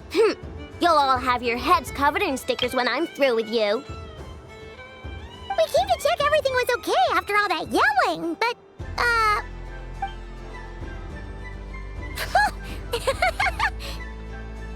Whatever it is, it sounds like cheating is allowed. Kuhenki concentration. Each player starts with differently colored kuhenki. Each round, they draw one kuhenki from their opponent. When a player has two kuhenki of the same color, they make a pair and can be discarded. Any that can't form a pair must be kept. The round ends when a player can't form any more kuhenki pairs, and that player gets a sticker.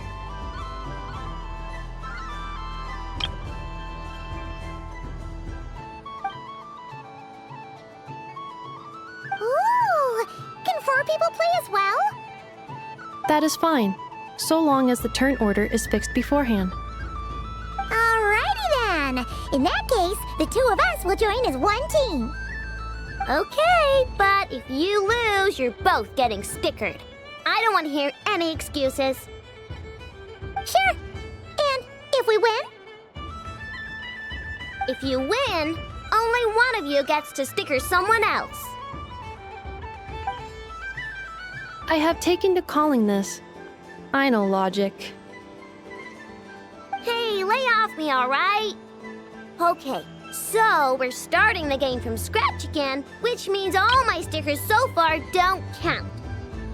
Looks like Dottore is the Kuhenki of honor for this game. Anyway, let's go clockwise, starting from Inepa.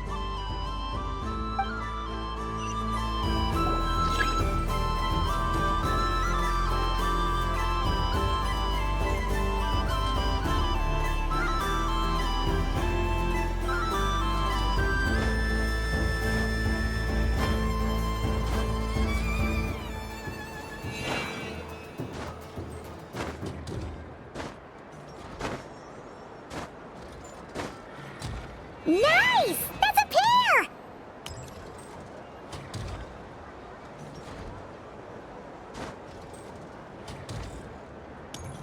Go, go, fly!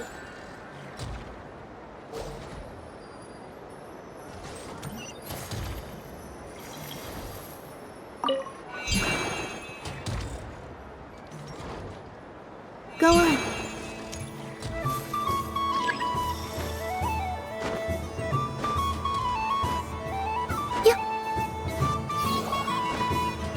I have a pair.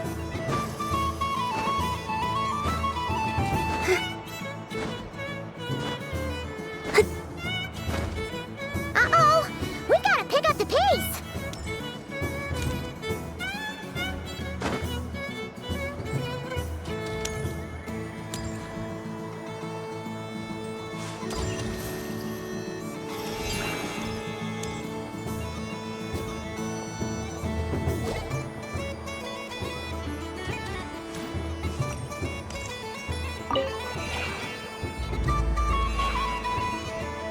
I win.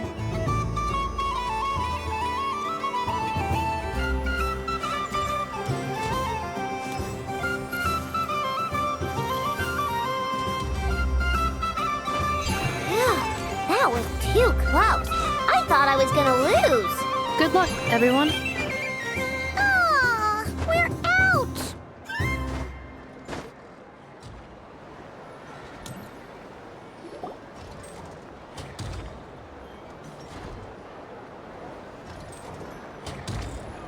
Let me pick a good one. What's it gonna be? You're looking very pleased with yourself there. What happened to being a huge Grumposaurus? I won. Duh.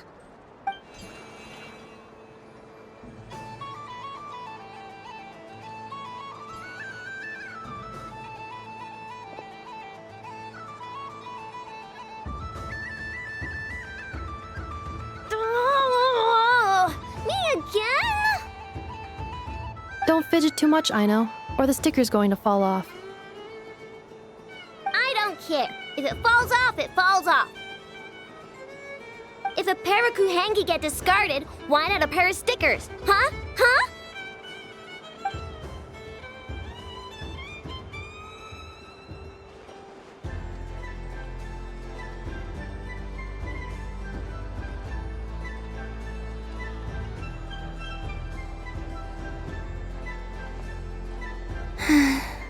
I've lost. Sticker, sticker, sticker!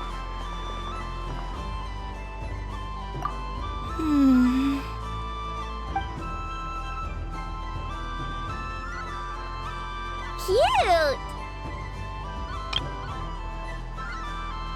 You think so? Shame. I can't see it for myself.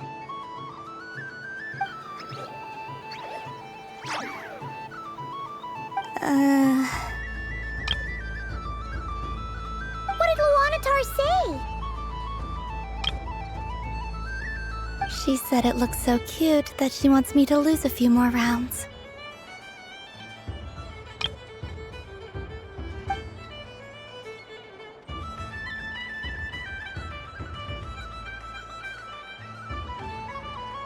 Who put these stickers on Paima's eyebrows? Ugh, she can barely see! Alright, now, I think we got enough evidence to prove that there's a serious problem here.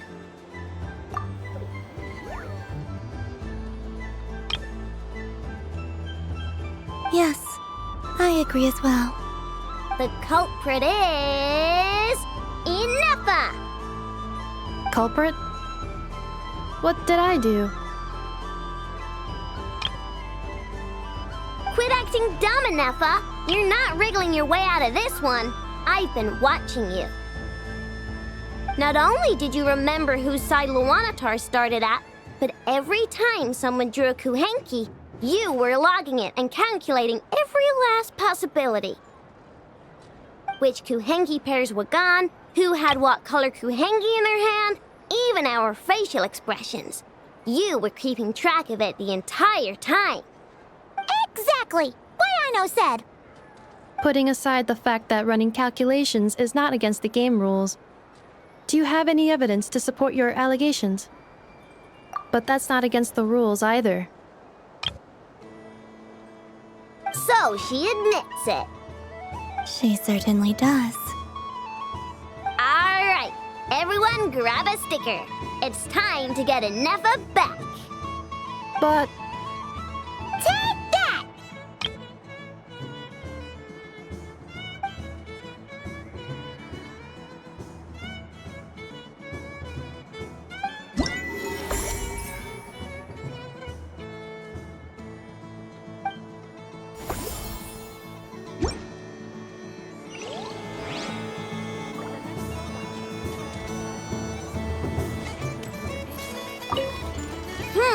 I'm never playing games with you ever again, Inepa.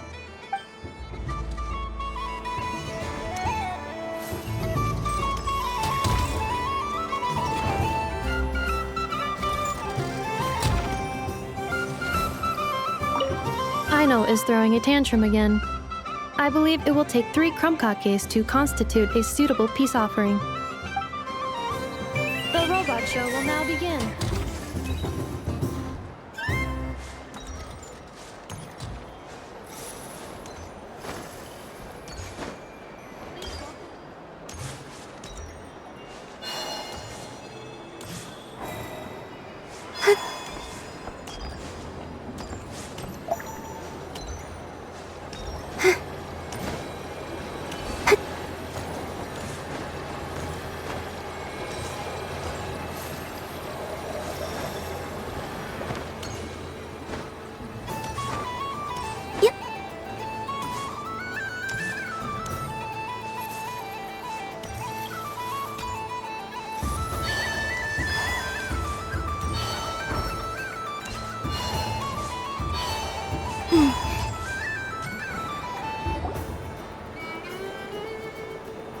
Dotoko's Whirligig!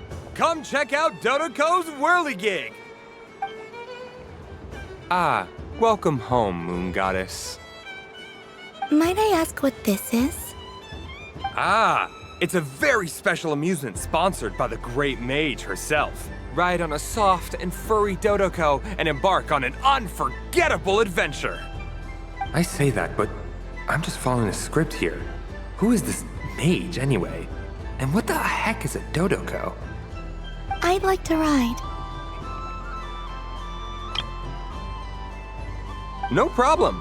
But, are you by yourself? Is that not okay?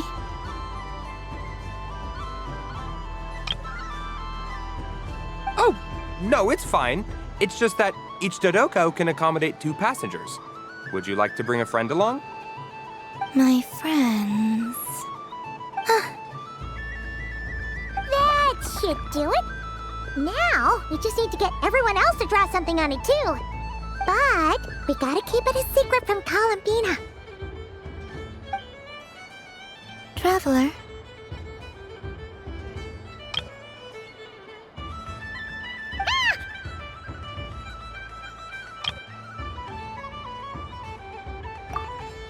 I want to go on that ride. Will you join me?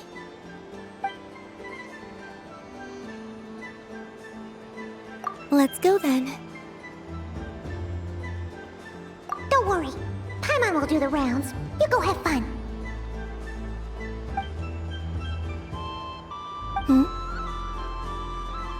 All right.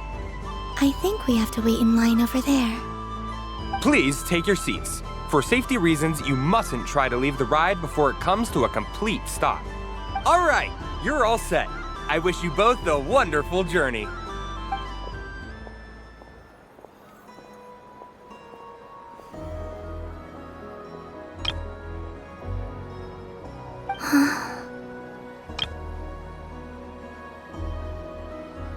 Not bad.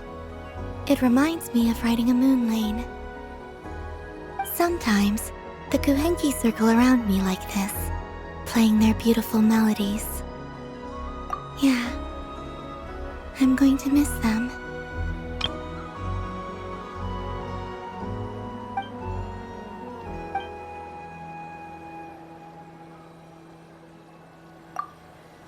It does.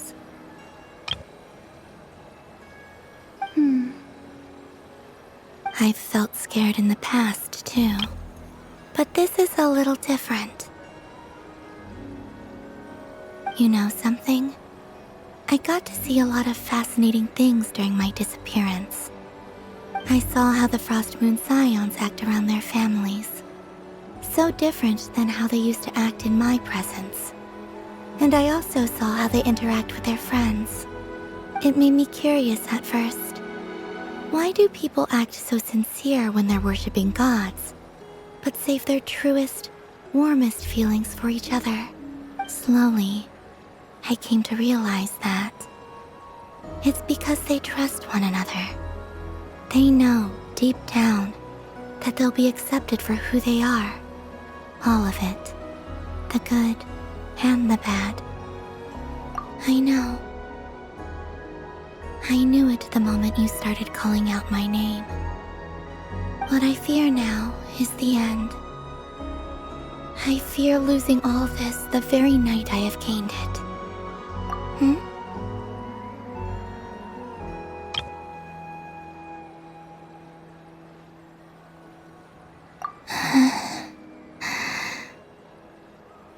Thank you for this conversation. Thank you for listening to me. Don't worry. This fear I have, and the unknown that awaits me, they cannot hurt me. I just want you to remember this version of me, the real me, on this final night together. Don't worry. This fear I have, and the unknown that awaits me, they cannot hurt me. Not when I possess a treasure far greater. Dear passengers, Dotoco's awesome adventure has come to a close. Please leave in an orderly fashion, and we look forward to seeing you again in the future. Don't want the journey to end, huh? Don't worry, you two. There's always another adventure waiting just around the corner.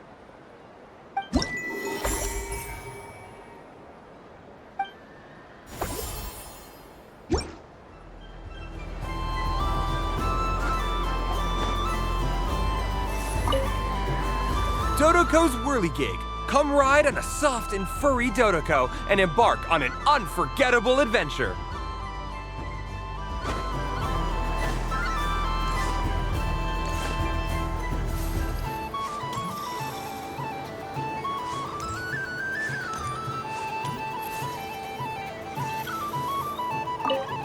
I don't suppose you'd like to play again, by any chance? Don't get me wrong, once is plenty.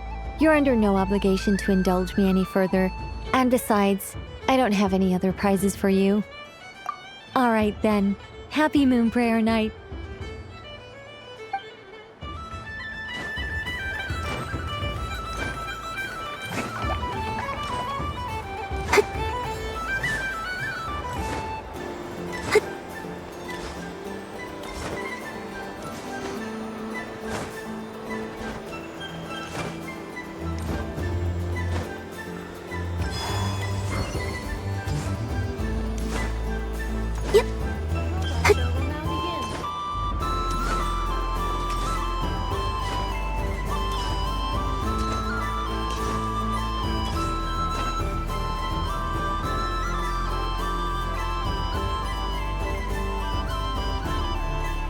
Well, well, look who it is. I heard someone went and disappeared on us the moment we let her out of our sight. They looked all over for you. Frankly, I didn't think you'd be back for Moon Prayer Night. Were you worried about me, Sandrone? You would like that, wouldn't you? Do you even hear what you're saying? It seems to me like you disguised yourself with festive headgear, just so that you could come see me on Moon Prayer Night and make sure I'm okay. You didn't even bring Polonia with you. You? Ugh, I thought you couldn't see. I cannot. But I sense the confusion of those around us rippling through the Kuvaki currents. Based on what I know about you, let me guess what you're wearing. Is it cat ears? Hey, shut up! I'm only here to protect the Fatui's interest in this territory. Running into you was pure bad luck. Really? But you were the one who asked Arlecchino to help everyone find my name. Columbina! Ugh! Just one more word, and I'll unscrew your vocal cords. It's Columbina hyposelenia now. Tell someone who cares. I've missed you, Sandrone. The whole time I was gone, I was thinking. I hope I get a chance to say some ugly words to you.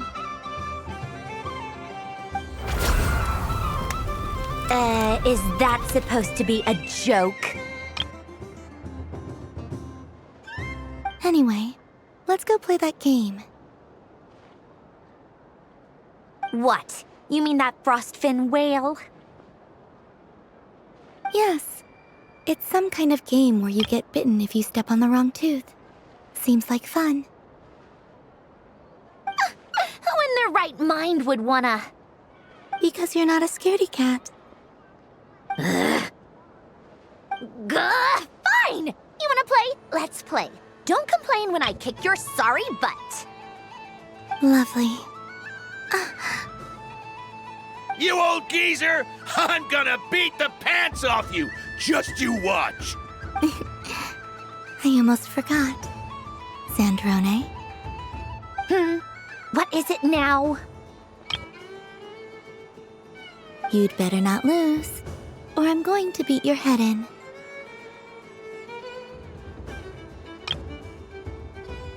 What?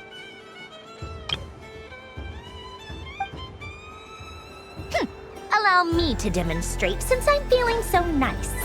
You just step on the teeth, like this.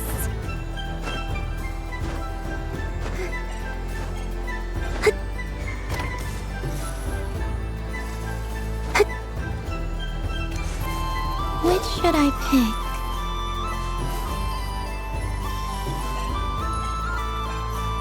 Your turn, Sandrone.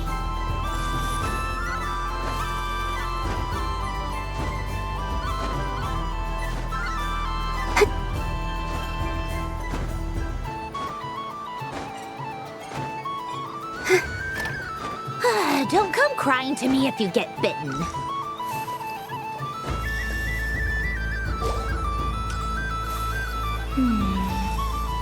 I'm getting a bad feeling from this one. Sensing Kuvaki doesn't count as cheating, right? I want to switch.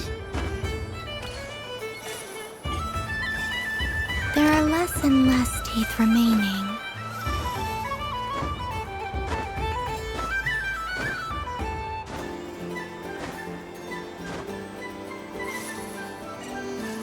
Huh? What's that noise?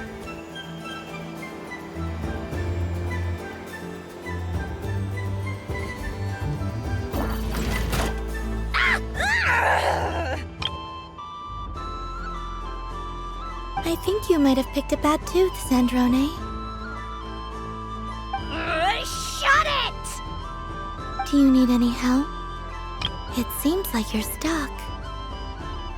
No! It's just a blasted toy! How is its grip this strong? Stop laughing! All right. Well, you lost. So just like I promised. Hey! What are you doing? Are you seriously? Hiya! Why, you... Oh, just you wait! Rematch! Are you all right, Sandrone? That was quite a strong bite. Are your clockwork parts? Quit your fussing! I don't need it! All right. I'll go first this time.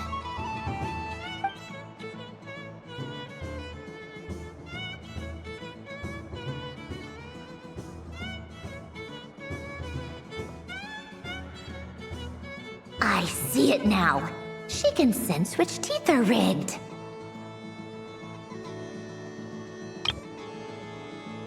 So I just need to avoid the same ones that she does.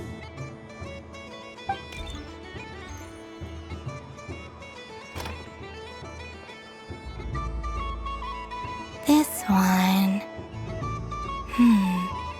Seems fine. She avoided that one then? Now I've got you. All right, my turn.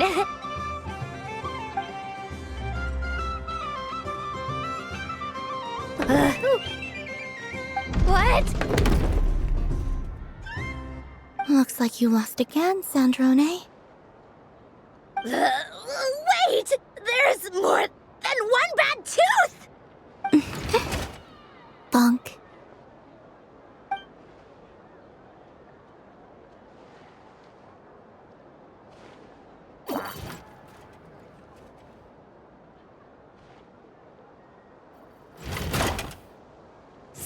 stupid game! What idiot came up with this? Are you alright, Sandrone? You said some nasty things just now. Oh, I'm peachy. Should I let you bonk me on the head as well? Ah, forget it! Come on, bonk away. It can be your consolation prize for losing so badly. I told you, forget it! Gah, you've always been so annoying. Singing right outside my door, inviting yourself to my tea parties, going AWOL. And now you're off to the moon or something. Of all my days with the Fatui, the times I spent with you, Arlecchino, and Rosaline, they were my favorite.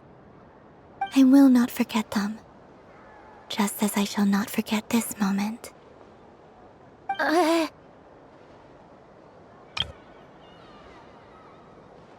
We'll always be friends, no matter where we are, right? Who'd want to be your...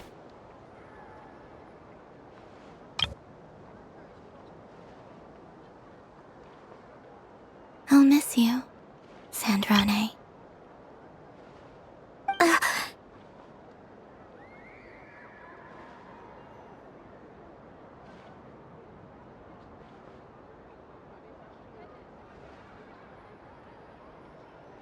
Goodbye, Sandrone.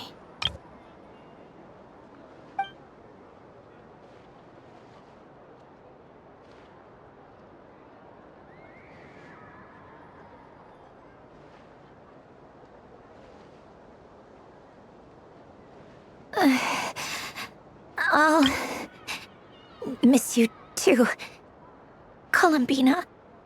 Sorry, what was that?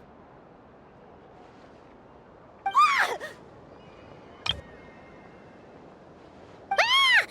Yeesh! No need to freak out. What's wrong? We've been looking everywhere for you. What do you want? Oh, nice ears. What do you want? This. Huh?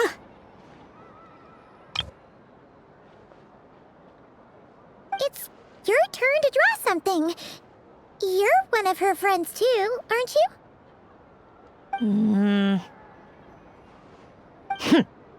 Doesn't know how lucky she is. Sorry? Nothing. I'm done. Take it. Oh, that was fast. Oh, and one more thing. Last time we spoke, you mentioned you were interested in the Narcissan Kreuz Ordo's research, remember? There were too many people when we last met, so we didn't get the chance to do this. What are you talking about?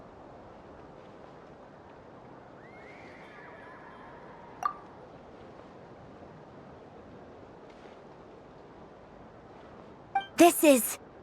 Oh. Alain, Renee, and Marianne. Huh. The Holy Blade. A savior's plaything. It's not about whether I approve or not. These people, they would sacrifice themselves for the sake of the world. Especially Alain Guillotin and Renee. That is something I would never choose to do. Still, I didn't know they had any pictures left from that time. If I'd have thought to bring a camera, I'd have...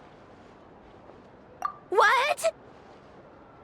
Yeah, of you being bitten by the frostfin whale and Columbina bonking you on the head.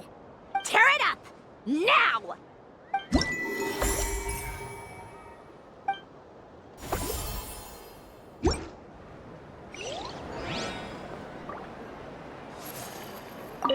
What's there to see on that moon anyway?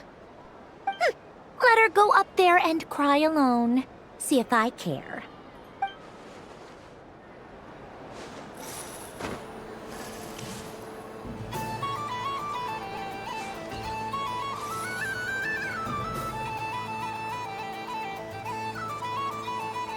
What is going on over here? It looks like fun. Hold it right there! You can't run away from me, Moon Goddess. Are you talking to me? Of course. Do you see anyone else here dressed up as the Moon Goddess besides me and you? Hey, come on. Call me by my title. Happy Moon Prayer Night, Moon Goddess. And the same to you. Anyway, there's no time to waste. Get ready for the duel of a lifetime. Duel? Meet my partner, Stacco. Come on out, Stacco. Well, don't just stand there. Let's see your partner. Partner?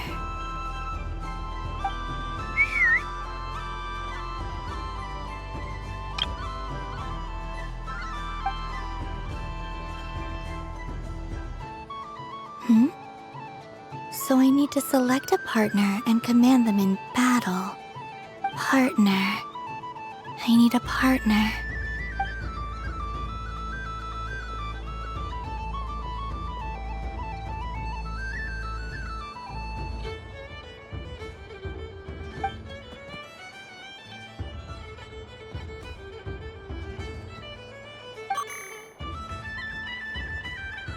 Whoa! Am I seeing things? Where'd you get a Kuhenki? They're super rare. That's great. But you can only bring one partner to battle against me and Stacco. No ganging up allowed. They all look so eager to be picked. Which one should I choose?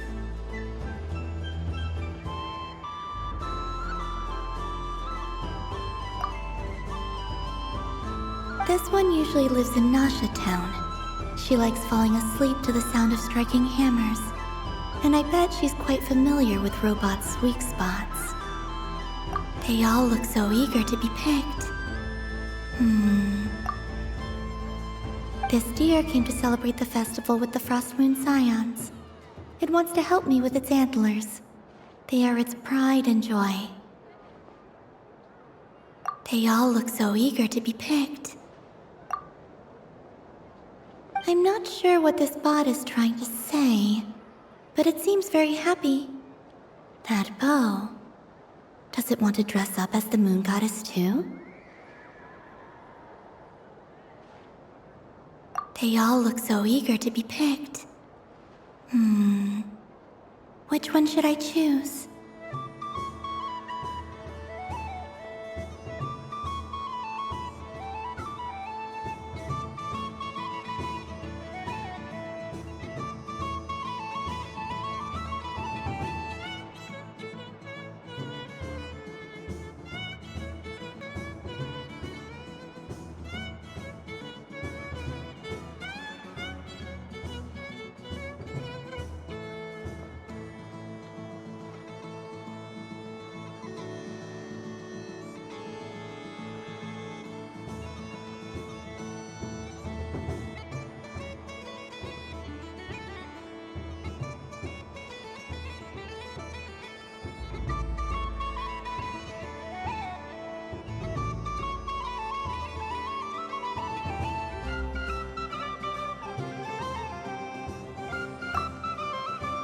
This deer came to celebrate the festival with the Frost Moon Scions. Testing! Testing! Oh, this is an emergency broadcast! An exciting battle is about to take place right here at the Nasha Town Special Arena! In this corner, we have the Moon Goddess and her robot partner. And in the other, we have the Moon Goddess and her rhyme-horn deer partner. Only one Moon Goddess can be victorious in this ultimate battle of destiny. But who will it be? There's only one way to find out. Now, without further ado, let the Battle of the Moons begin! I don't care who we're up against. Stacco and I ain't gonna lose. Let's strike first. Stacko! Formation shift! Ha ha ho! The robot has kicked things off with a change of formation. But how will this affect the battle? Nobody knows! The other party chooses to attack! Let's see how their partner performs! Stacko! The attack lands! And if those sizzling sounds are anything to go by, it was very effective! Okay then. Stacko, maintain formation and enter your empowered state.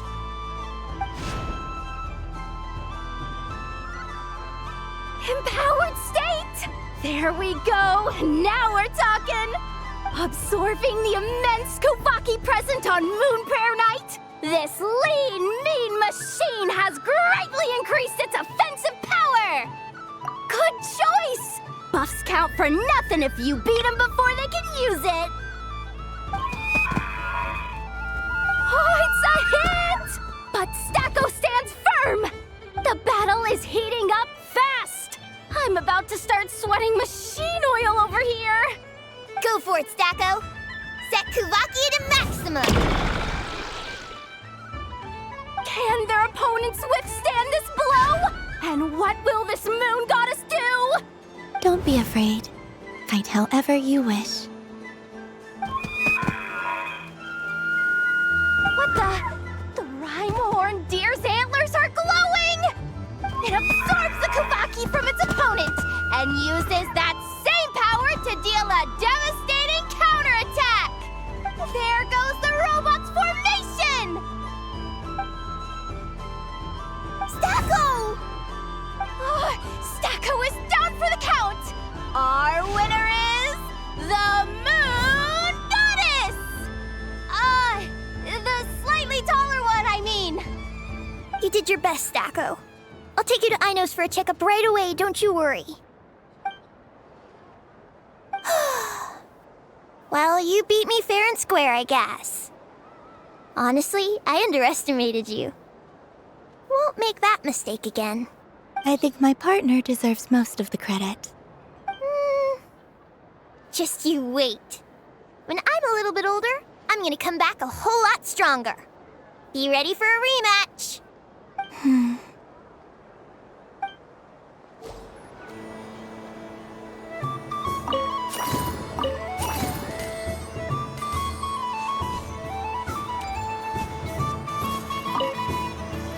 gonna come back a whole lot stronger.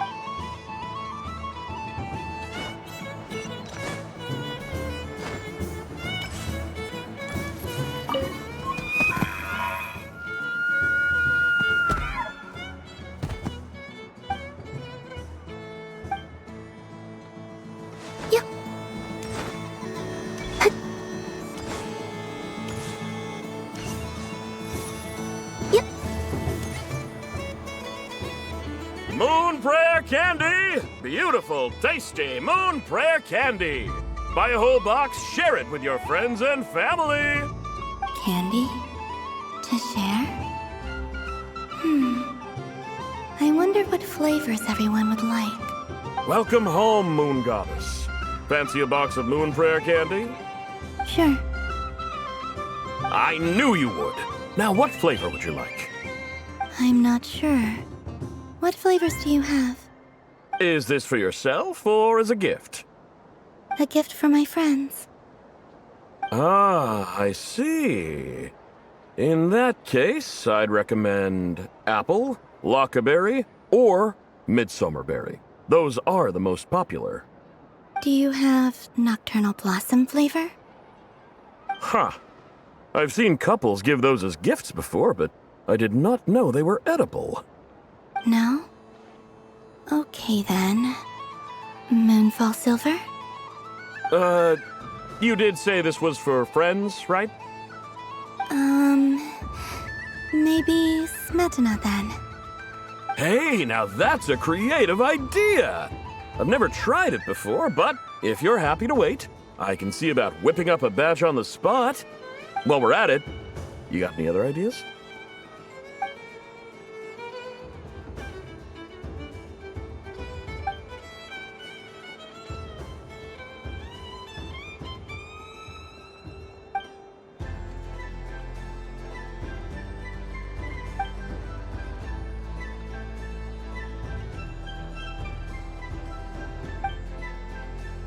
Here you go. Every flavor you asked for is in there.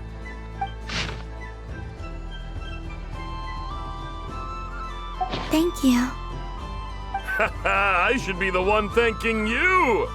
You brought me a whole bunch of new business. It's like a genuine blessing from the moon goddess. I hope you and your friends have a lovely night.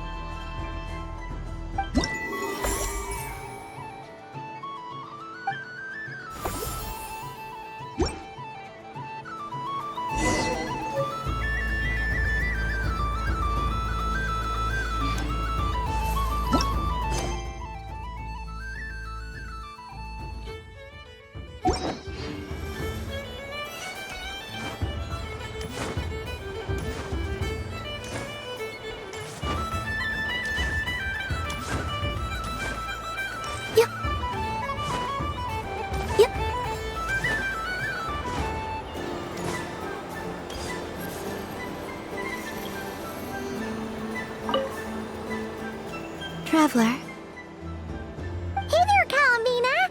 Are you done checking out the festive amusements already? Are you sure you don't want to look around some more?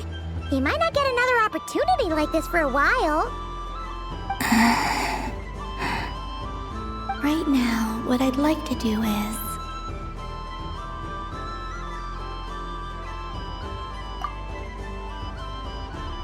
Oh! Candy for us? Thanks a bunch, Columbina! Don't mind if we do! Whoa! This one's intense! But it's so tasty!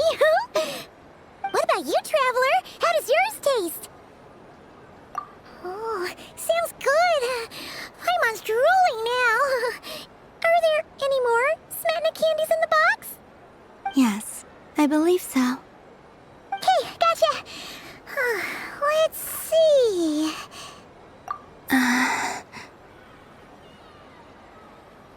Sure! This one, and... Yep, this one looks right too. Okay, that's 3. Here we go. 1 per person. It's so sweet.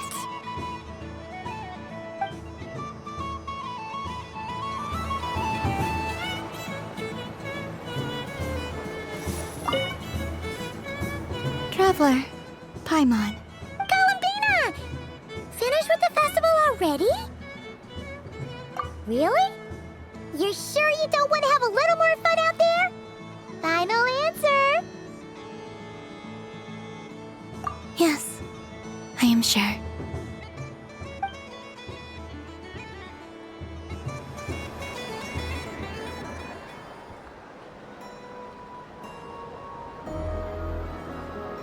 This was the most fun I've ever had on a moon prayer night.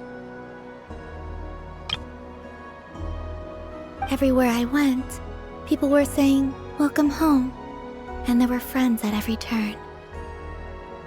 I only wish it could last longer than one night. Oh. Yes, you're right.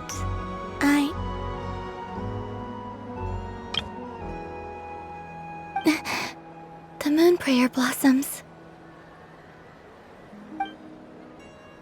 Ooh, look! Look! Moon prayer night has come.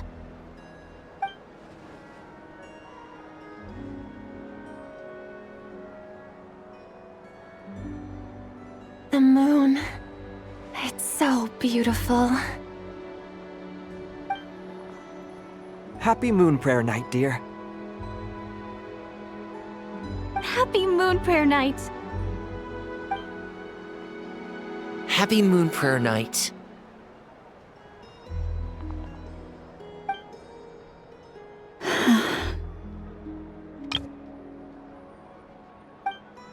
Aww. Huh.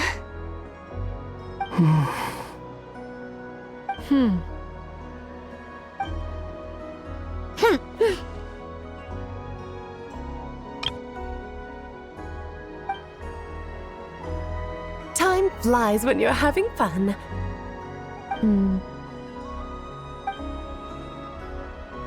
Oh.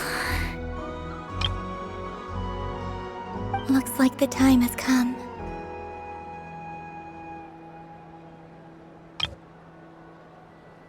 Columbina. You're heading off, then? Yes, to the ruins you mentioned. And from there, back home to the moon. Wait! I know? At least... Take one of our craft shop's crumb cookies up to the moon with you. You know, for a snack. Sure, why not? The Curatorium of Secrets believes in proper farewells. No story should be left without a satisfactory endnote. Never. Farewells are an important affair for the Ratniki, too. We never know when we might meet again.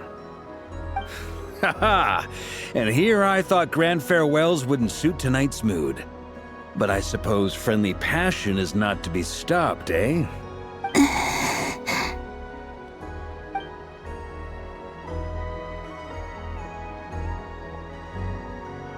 We made a little something for you, Columbina. Ta-da!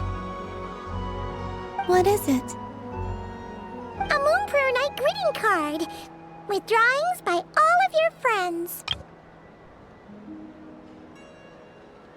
You did mention that you'd like a portrait done, so I took the liberty of creating one for you. I, meanwhile, did the portrait of Mr. Albedo, and Mr. Varka did the same for me. I mean, I think my work was pretty true to life, don't you think? The picture of Ashru was my doing. The two of you seem to get along rather well. Wait, was I the only one who did a full body picture? That's so embarrassing. I did pictures of me and Anefa. I did my own portrait and one for Hat Guy. Plus, there's the two mages, Arlecchino and Sandrone. So, if you ever miss us, just flip the card open and we'll all be right there with you.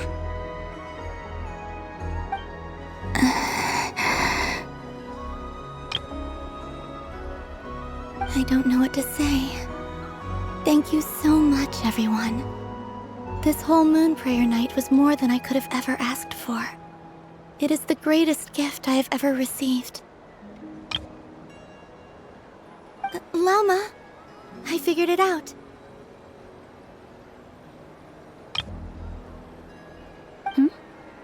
Figured what out? Remember how the Frost Moon Scions used to use milk as invisible ink to write hidden messages? That was a very long time ago. Oh, are you saying? Yes. When I miss you all, I shall use Moonlight in the same way, to write words that only you can see upon the moon itself. Wow, that sounds lovely. Quite. But how will we see them? Simply open your windows on nights when the moon shines bright, and the moonlight will naturally flow towards the words I have written. That sounds most fitting indeed. Very true to form. I'll try to write them in places that won't disturb your sleep. I, for one, would sleep all the better for having read one of your messages before settling down for the night. Exactly. So don't worry about disturbing anyone's sleep. Just promise you'll write to let us know you're okay, all right? All right. I promise.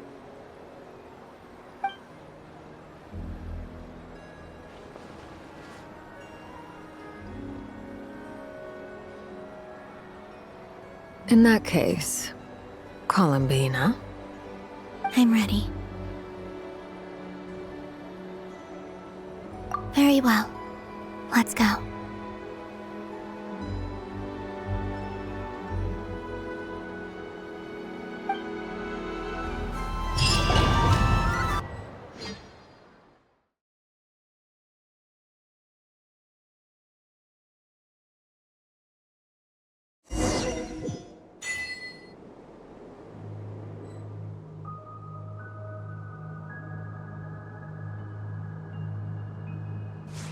In just a few moments, I will be gone. I still don't know what to expect on the moon. Will I really be able to send messages to my friends? The Kuhenki, the animals of Nod Cry. I'll never get to see them again. I wonder where I'll be when the next moon prayer night comes.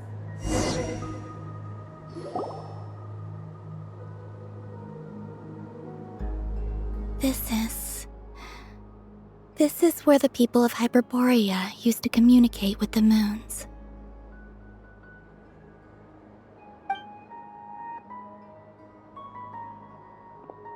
Eternal moon, frost moon, iridescent moon. When the power of all three converge, the gate to the moons shall open.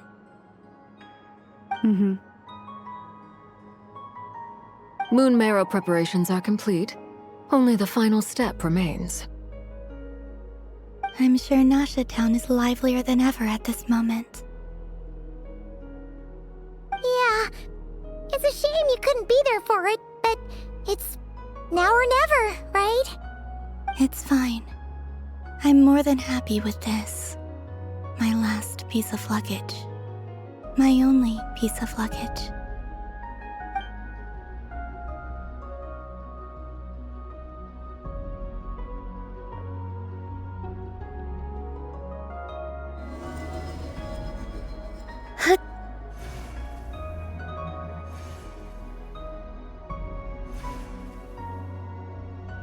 I can already feel the moon calling to me.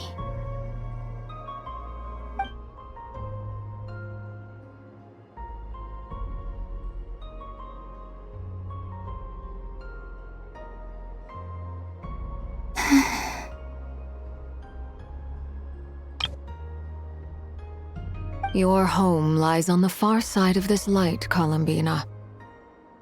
From now on, we will at last have a reason to pray to the true moon. Columbina. Yes? I'm listening. Be sure to come back and see us when you get the chance.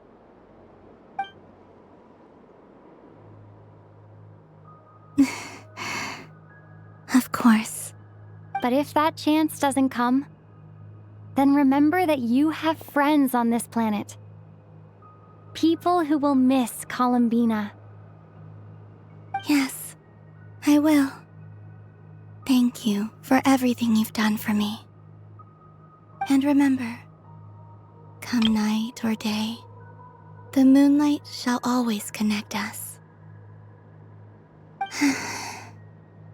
Well then, farewell, my friends.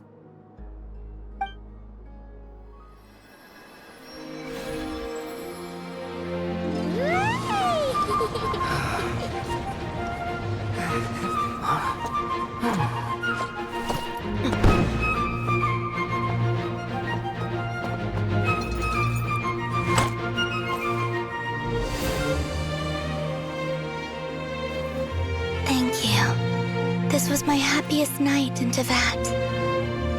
Farewell, Columbina.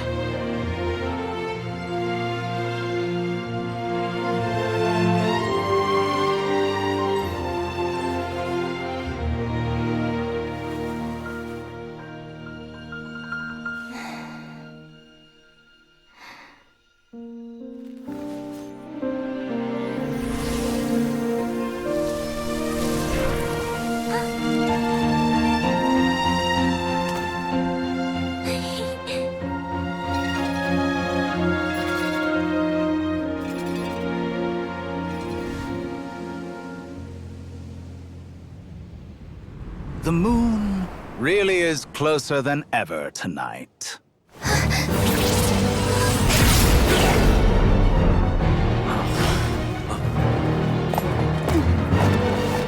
Columbina. All three moons in one place. Time for one final experiment. Reason, life, death, time, and space. They all believed I would fail.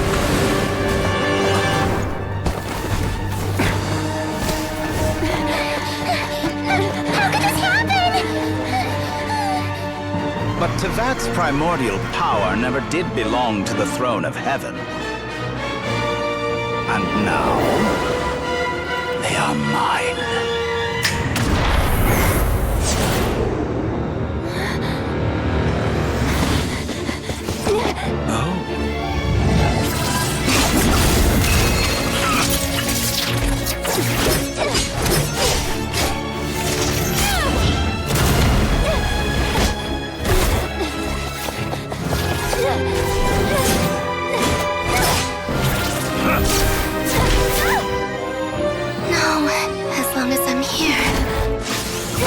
Is free to wield the Three Moons' power.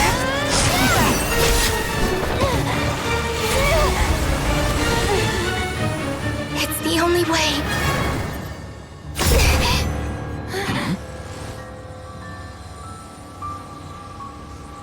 I guess I won't be going home today. Columbina!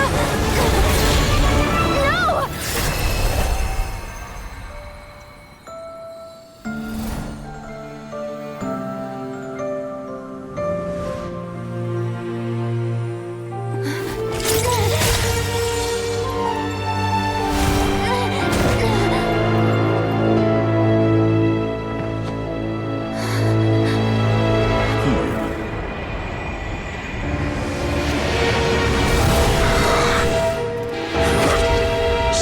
World, do not try to control me!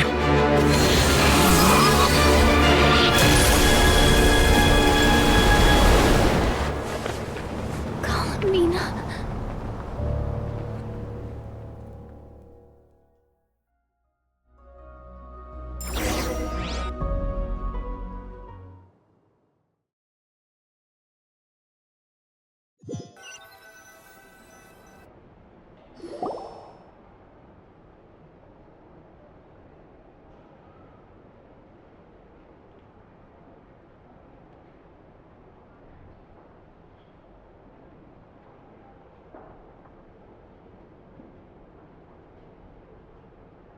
Are you all right? Do your wounds still hurt? I had someone prepare a little medicine that could prove effective.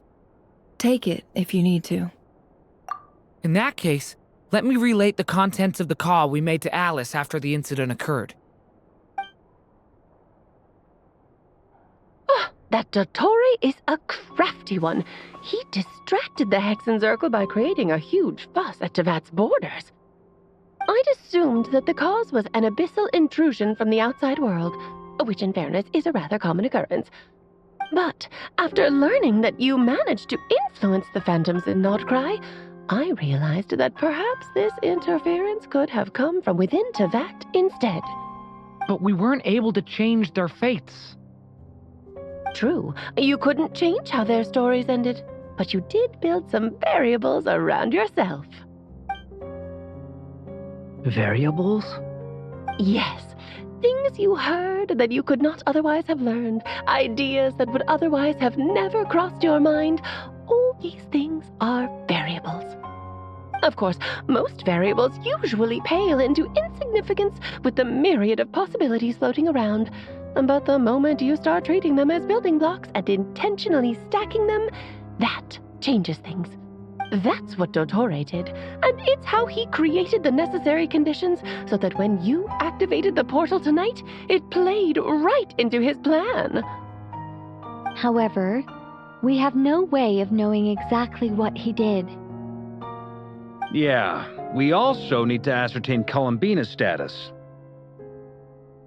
And that about sums it up. As I suspected, Dottore has disappeared completely. If it's any consolation, he wasn't able to control Columbina as he might have wished to. Oh no! What? She did what? All we saw was Dottore appeared and used some kind of power. The next thing we knew, he and Columbina were gone and you were falling into the sea.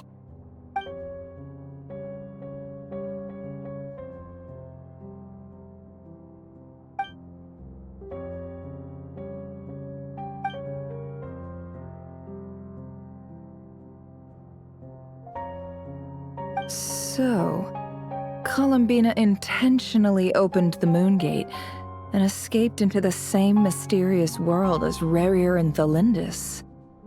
Sounds like bad news.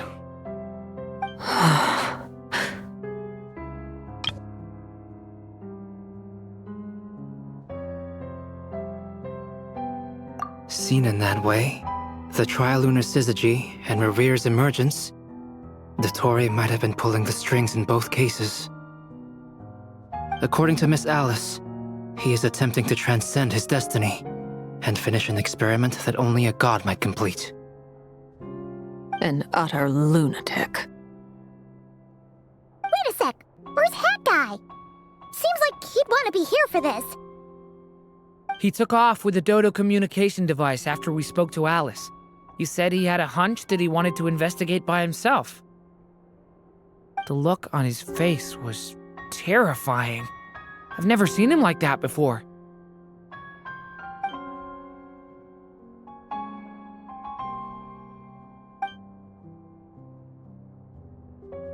I'm back. Hat Guy! I went to look for the Hyperborean phantoms again. I think I've gotten to the bottom of it. I got them to talk to Nicole on the other end of the communications line. Turns out, the history they describe is different from how Nicole remembers it. Really? But how? Surely Nicole can't have been wrong. Because the phantoms are the ones who are deceived. They speak of a savior who appeared in their history. One who never should have existed. This savior promised to create a new moon within the false sky, and even bring back their moon goddesses. Foolishly, they believed in him, and told him everything he wanted to know about the moons. It's obvious that this was Dottore's doing. Now you mention it, the first time we entered the Hyperborean ruins, we heard the phantoms discussing their history, and I remember Nicole commenting that something sounded a little strange. But Dottore shouldn't have been able to get in there in the first place! He didn't. Nicole said that this was an anomalous state triggered by disruptions in the causal connections between phantoms from the same era. The variables that Dottore put in place were substantial enough that they even affected phantoms that he never met. So it's not that their memories were unclear. They'd been tampered with. That's exactly the possibility Dottore was trying to manufacture. He turned these variables into knowledge and engineered the situation so all that knowledge would fall into his hands. Then, he harnessed that knowledge on Moon Prayer Night to truly create a false moon. How is that even possible? To be precise, he exploited a weakness in the way the spell works. The spell senses Kuvaki to detect the moon's location. So, as long as the false moon more strongly resembled the moon than the frost moon beyond the skies, the gate would teleport Columbina to the false moon's location. In other words, to Dottore's side. Once he had her under control, the teleportation spell remained active, and he manipulated her power to seize both moon marrows. At that moment, the moon marrows disappeared right before our eyes. It was already too late, even as we were leaving the ruins. By then, Dottore had already amassed the power of all 3 moons. So, where does that leave us? What do we do now? I'd certainly like to know what Her Majesty thinks, now that the concerns I expressed to her have come to pass. But we cannot simply sit and wait for her to decide the matter. And in any case, it is not the Fatui Harbinger Damselette who sees us as her friends, but rather Columbina Hyposelenia. If, even in such extreme circumstances, Her Majesty will not lift the prohibition on Harbingers drawing steel against one another, then I will do as my heart demands. I will fight as Peruware instead. Oh, Arlecchino! Time is short, so I'll make the first move.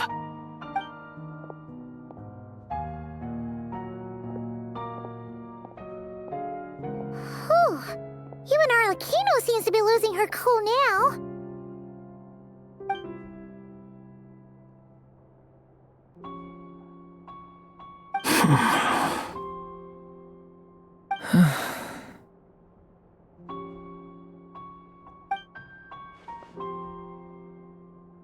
All right. Lose those dejected looks for a moment and let me get a word in. It looks bad, I won't lie. Very bad, in fact. So Dottore's pulled some real dirty tricks to gain the upper hand. For now. And yeah, it's to the point where even the mages say that his variables have affected destiny. I'm not so sure, though. Many have told me that Tevat's destiny is fixed, and that does appear to be the case. Well, what makes Dottore so sure he'll be the exception? And since he was able to stack these variables up, who's to say we can't do the same? You of all people should not be discouraged, traveler from afar. This isn't over yet.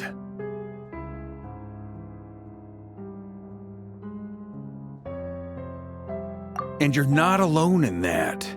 Everyone here does, whether they've spoken thus far or not. But none of us are the type to sit back and wait for the sun to shine again. That's exactly how a knight should roll. If they knock you down, you get back up and get back in it. Don't forget, honorary knight, you're a legitimate member of Mondstadt too.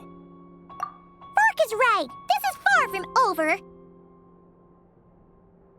Dottore's already way overdue a butt-kicking given his past shenanigans. And after this, he's earned himself a double dose.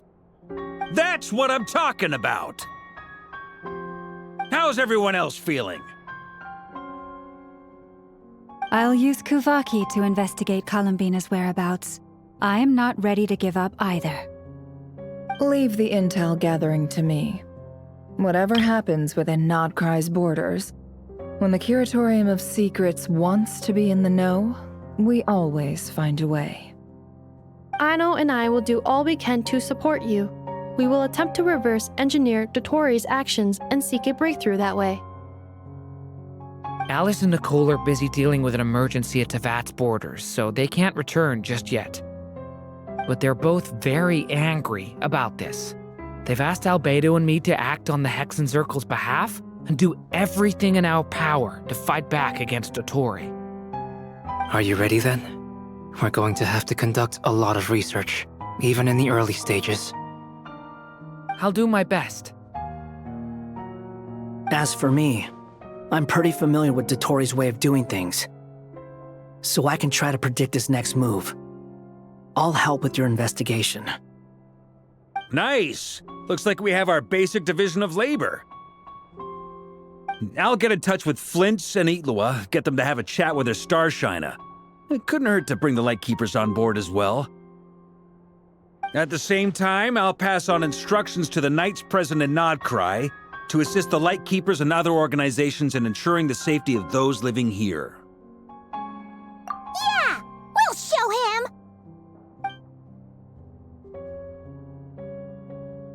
That's it then. Good luck, everyone.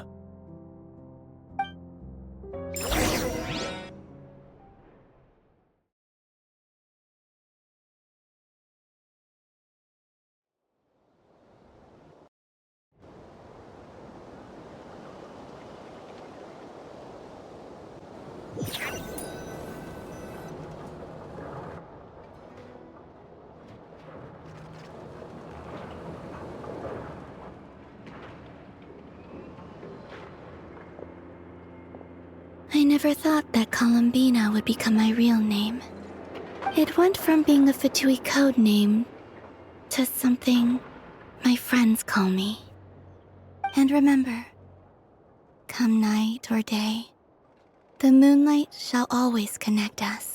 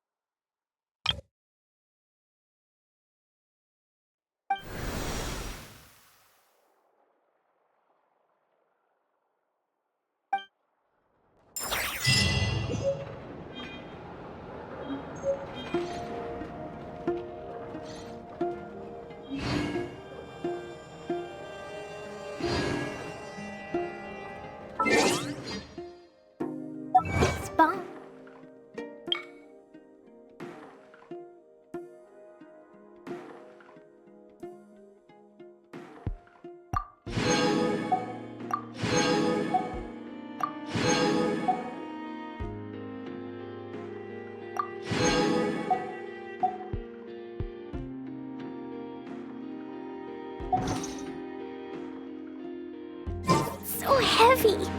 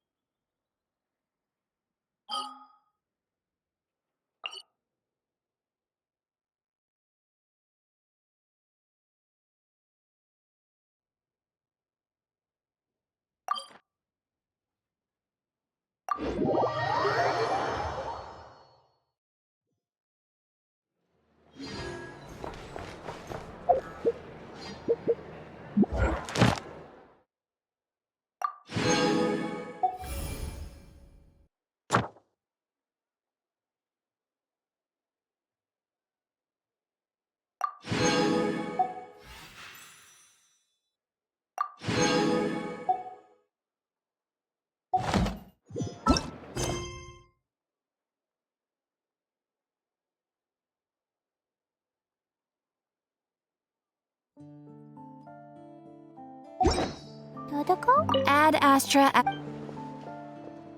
Thank you for complete. Ad Astra.